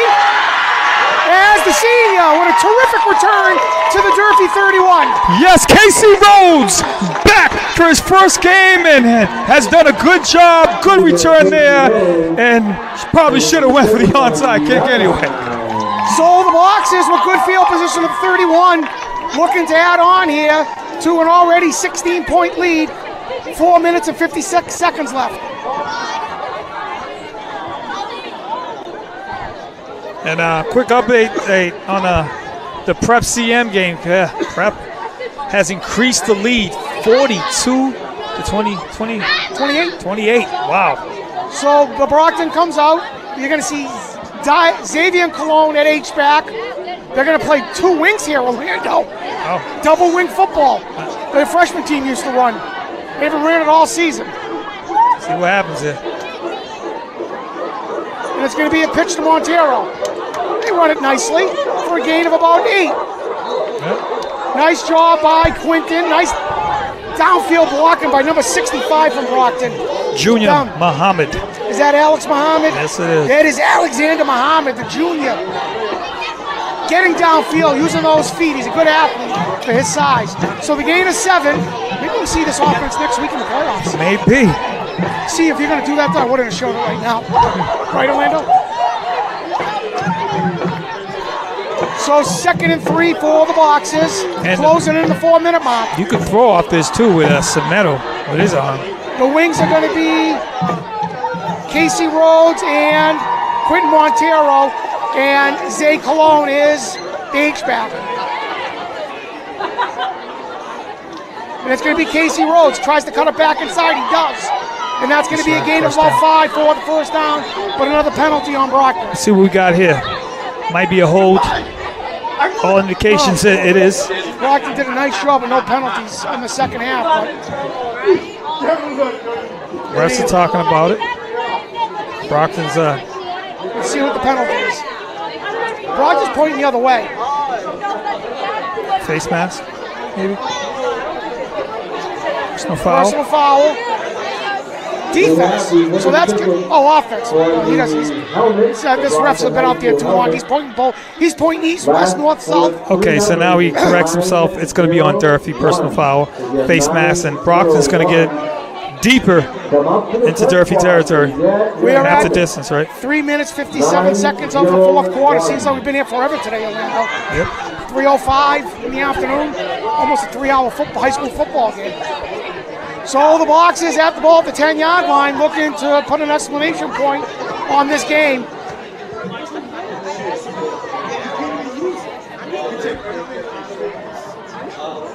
They're going to remain in that wing. Casey Rhodes and Hugh Montero. Brown wants to know what the penalty was, and he got the news that he did not like. So Coach Brown, his kids have played hard the entire day. Durfee's just physically, it's just, they just don't match up well with Brockton. Their numbers on their sideline are not as much as they usually have. This is a tough game for them to come in and compete against Brockton's depth. But Coach Brown has them playing quality football. They've been in this game the entire time, even though they've been outmatched. So Boxers go right up to the line of scrimmage. Coach Barrow showing a little diversity here on offense. It's going to be Casey Rhodes. He cuts it back inside and falls down. Couldn't get his foot in on that. We saw Everett win about 8 Super Bowls in this office, didn't we, Orlando? Yeah. I know it's not your favorite offense. No, it's not. Orlando, But listen, whatever works, whatever gets into the end zone, I'm all for it. Everett would play 6 kids both ways and 2 wing players and win Division I Super Bowls doing it. When they didn't have the great athletes they did in the mid-2000s. I gotta admit though, Everett seemed to run it better than everybody else that tries to run it. They were superb up front with Coach Very Monaco. disciplined. And Coach DiBiase, if he had 7 good football players, they all play both ways. And if they were a freshman, he played freshman. He didn't care. That's how I'm Turkey. So 2 minutes, 52 seconds. Brockton's going away and winning this one. So talking playoff football, Orlando, what does Coach Silver got to get done this week to get us competitive in the playoffs? Well, possible life without Jared Mighty. It's going to be a different look. Well, what are you going to do differently? So offensively, you don't have that home run threat. Do you go to the double wing here? Yeah, you're going to have Burke back. He's a really great player. Again, you're down deep into your depth chart at running back. So it's going to be very interesting, Leo. I probably don't have an answer to that. Only the coaches will have an answer to that, and it's going to be a very interesting week for them. So Coach Sean Shelby on defense is having them playing their best football for the past 2 years. They've given up 1 touchdown in 3 games. Now, obviously, next week they're going to be playing one of the best teams in Division I. It's going to be a different animal, but at least that way, on that side of the ball, Brockton's been playing better football. And certainly, whoever they play, they're not going to care who's out there, who's playing. So 2nd and goal for all the Boxers. It's going to be a wing pitch to Quentin Montero. Jumps up the middle and gets to about the 4-yard line. Yeah, you want to see Quentin Montero get one here. Maybe Casey Rhodes, Quentin Montero. Be nice to see. So 3rd down and goal for the Boxers. Under 3 minutes of the fourth quarter, I apologize, as the Boxers will win the Big 3. They will qualify for the postseason. I know people's minds will go to Jared Mighty's elbow, CJ Tyler's wrist, but they will be playing playoff football. third down and goal from the 3. It's going to be Casey Rhodes. He cuts it back inside, and he'll go into the end zone for the touchdown. Casey Rhodes! First game back, and it's good to see him, the senior, get into the end zone. He worked so hard to get healthy and back into the scheme of things, and that's very good to see on senior day for Casey Rhodes. Shout out to him. 4-yard touchdown run will make it 22-0 for Brockton. Danny DeSilva will be coming on for the extra point as the Boxers will come out of here with the W. And you see Coach Barrows go up to him and give him a big hug. Very happy for Casey Rhodes again. He's missed basically the entire year with an injury and able to get healthy and back. Good to see Casey Rhodes with a big smile on his face. So the snap is down. The kick is good. It'll I be think good. it's a new holder too. Wasn't Jared? Looked like a rainbow kick there. We have a new holder there. Jared was the holder. So the kick will make it 23-0 Brockton. And Orlando, let's give credit to these coaches today. Coach Silva, the rest of his staff. After Jared was taken out of here in an ambulance, his team just didn't quit. They continue to play football. They play great defense. They're able to put another score on the board, heading into the playoffs on a positive note. You said, you know what they say. You know what? We're going to do this one for Jared. We're going to finish this game strong for our brother Jared Mighty. Get this victory. And CJ. Let's not forget about CJ. Exactly. And then that's what they've done, man. And you can tell the love for CJ Tyler and Jared Mighty is clearly there. You know. So, at 2 minutes and 13 seconds, this game is all but over. The Boxers, the only thing now, do they have the shutout for the second straight week? Yeah, I'm glad you mentioned C.J. Tyler as well. Can't forget about him. He was having a great game until he got hurt. And again, we want him, wish the best for him as well going forward. He's back next year. So, Danny DeSilva's kick is down deep, and it's going to be fielded by number 2 from Durfee. Watch out, watch out, watch out! Wow. That's number 12 who fumbled it. He recovers. Sorry to interrupt the game, but this shows a good sign of who's going to be serving on the school committee when you, an alumni, win the raffle for the helmet, which Mr. Lanzetta said, Tony, if you don't turn your equipment in, you're not going to graduate. He gave me PTSD, but to get it, almost 30 years later. Got a helmet, huh? Beautiful, wow. Tony Rodriguez. Life's good for Tony. Yes, I like it, I like it. Should have been gave you a helmet, though. So we're kicking this one again. I have no idea why. The referees want to keep us here till 5 o'clock. Maybe offsides and Brockton to move back 5 yards. So the 5-yard penalty on the kickoff. Another thing that will drive the Brockton coaches crazy. And Danny kicks it. Well, be picked up at about the 15-yard line. Cut up the middle. And a good tackle by Brockton. It's going to be a fumble. And I think Durfee's able to recover it. So it was a good hit on number 8 from Durfee, Jalen Williams. And they were able to recover the fumble at 2 minutes and 2 seconds.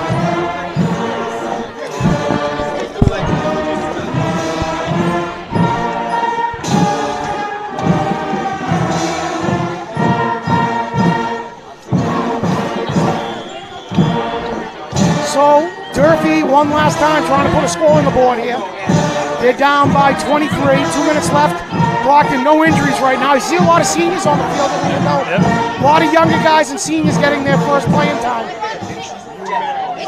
So the touchdown would not affect Brockton on the point system. It's going to be Matthew Sherry, rolls to the right. He looks deep. It's a nice throw, and it's caught. Oh, he dropped it. He had it, but he dropped it. That was a great throw by Sherry. Right in. And again, Mosiah Cousins had it. And it hit him hit him in the wrong place, the hands. And he looks like he's slow to get up. He's limping. He's all right. Perfect throw by Benjamin Matthew Sherry. You see it right here. Yeah, what a terrific look at this. throw. Wow, and I think he saw Casey lurking for the hit, and he. I don't want Casey on the field right now either. He's going to be playing both ways next week. Casey's done a great job his first game back. We got him hurt. Done a very, very good job today. Not the biggest guy on the football field, but probably has the biggest heart. Always gives it 100%. He is a complete football player. Yep, goes both ways. As you can see, he can do that. Man, did we miss him this year. 2nd and 10 for the Toppers. They're still going at it offensively, trying to attack Brockton. He rolls to his right. He looks, a little dump pass off. Again, and He's right in wide his hands. open, just overthrew him a little bit. But Should have caught it. Should have caught That's it. Joel Michella, the junior. Durfee will return everyone next year. Yeah, Durfee's going to be a problem next year, y'all. Got an undefeated freshman group, returning everyone on their team on the senior side and the varsity team. But don't forget though, Brockton returns a lot too. So it's going to be a tough one down in Fall River next year. Yep, Brockton returns a lot too. As you can see, we have a lot of juniors and sophomores playing as well. So 3rd down and 10 for Durfee. Brockton's a fairly young team. When you look at it, they're a young team. 2-men motion, that's going to be a penalty. So this game is really crawling to a stop here. We may not get out of here until 9 o'clock tonight. Well, if we get out of here until 9, you're going to be here by yourself, Leo. So 3rd down and 15. You see Nathan Jean Philippe coming out. Brockton's making wholesale changes, as Steve Valley used to say in the Continental Cable Vision broadcast, the shock troops are in. Sherry's back, staying in the pocket. Watch out here, watch out. He's going to take off run. He's got a lot of room. And he'll get the 1st down and then some. As that will give Durfee a 1st down at the 45. And again, the clock stops at 1:42. Yeah, Durfee not quitting, trying to get on the board. They don't want to be shut out. They got pride, Coach Taylor Brown done a nice job in Fall River, getting this to be a relevant program again. Yeah, Brockton. They had Steve Lanutsky in the 90s when they probably had their most success. They had some good teams in the 90s, in late 90s, early 2000. But they were down for a few years. Coach Taylor Brown has really put football back on the map in Fall River. Yeah, Brockton has a lot of subs in there on defense, so I don't think Brockton's worrying about too much about the shutout. Sherry's rolling over to the left, throws the ball over, and it's a little out of the reach of Marvin's Antoine, as we only take 4 seconds off the clock. As again, we should be in this broadcast till about 11 tonight. And let's not forget the crew did this game, who get there early and set up. The new postman, Curtis Reese, David Eric, Scott Labossiere, top-notch production, Brockton Community Access. You can catch us on the Brockton channels. We'll be here Monday for Brockton. Yeah, Curtis ain't missing a beat, huh? Nope. He's paid a lot of attention, didn't he? Picking up right where Mike, the postman, left off, and he's doing a great job, as you can see. Great production. So 2nd and 10 for the Toppers at their own 46. And Sherry's going to throw the ball over the screen pass, and nothing doing. And that's going to be number 5 for Brockton. We said his name a few times today on the tackle. And that is Maesa Baesa, the senior. Yep. So 3rd and 13 as the clock's running. 1:19, 1:18, 1:17 as the Boxers are on their way to the Big 3 title. Yeah, these backups want to preserve the shutout as well. Now, big shout out to Casey Rhodes coming out the game. Put a sub in there for him. He's down now too. Should have been on the football field anyways, to be perfectly honest with you. You did say why he's out there, but I think he's all right. I want to see him hurt. So 3rd down and 16 for Durfee. The clock's running. Hopefully they just hand it off. Nope, they're throwing. And that is caught and out of bounds. The clock will stop able again. to keep the 1 foot in. That's all you need in high school. And so 4th down and 2 for Durfee at the Brockton 47. 34 seconds left. We are going to be here till 2 a.m.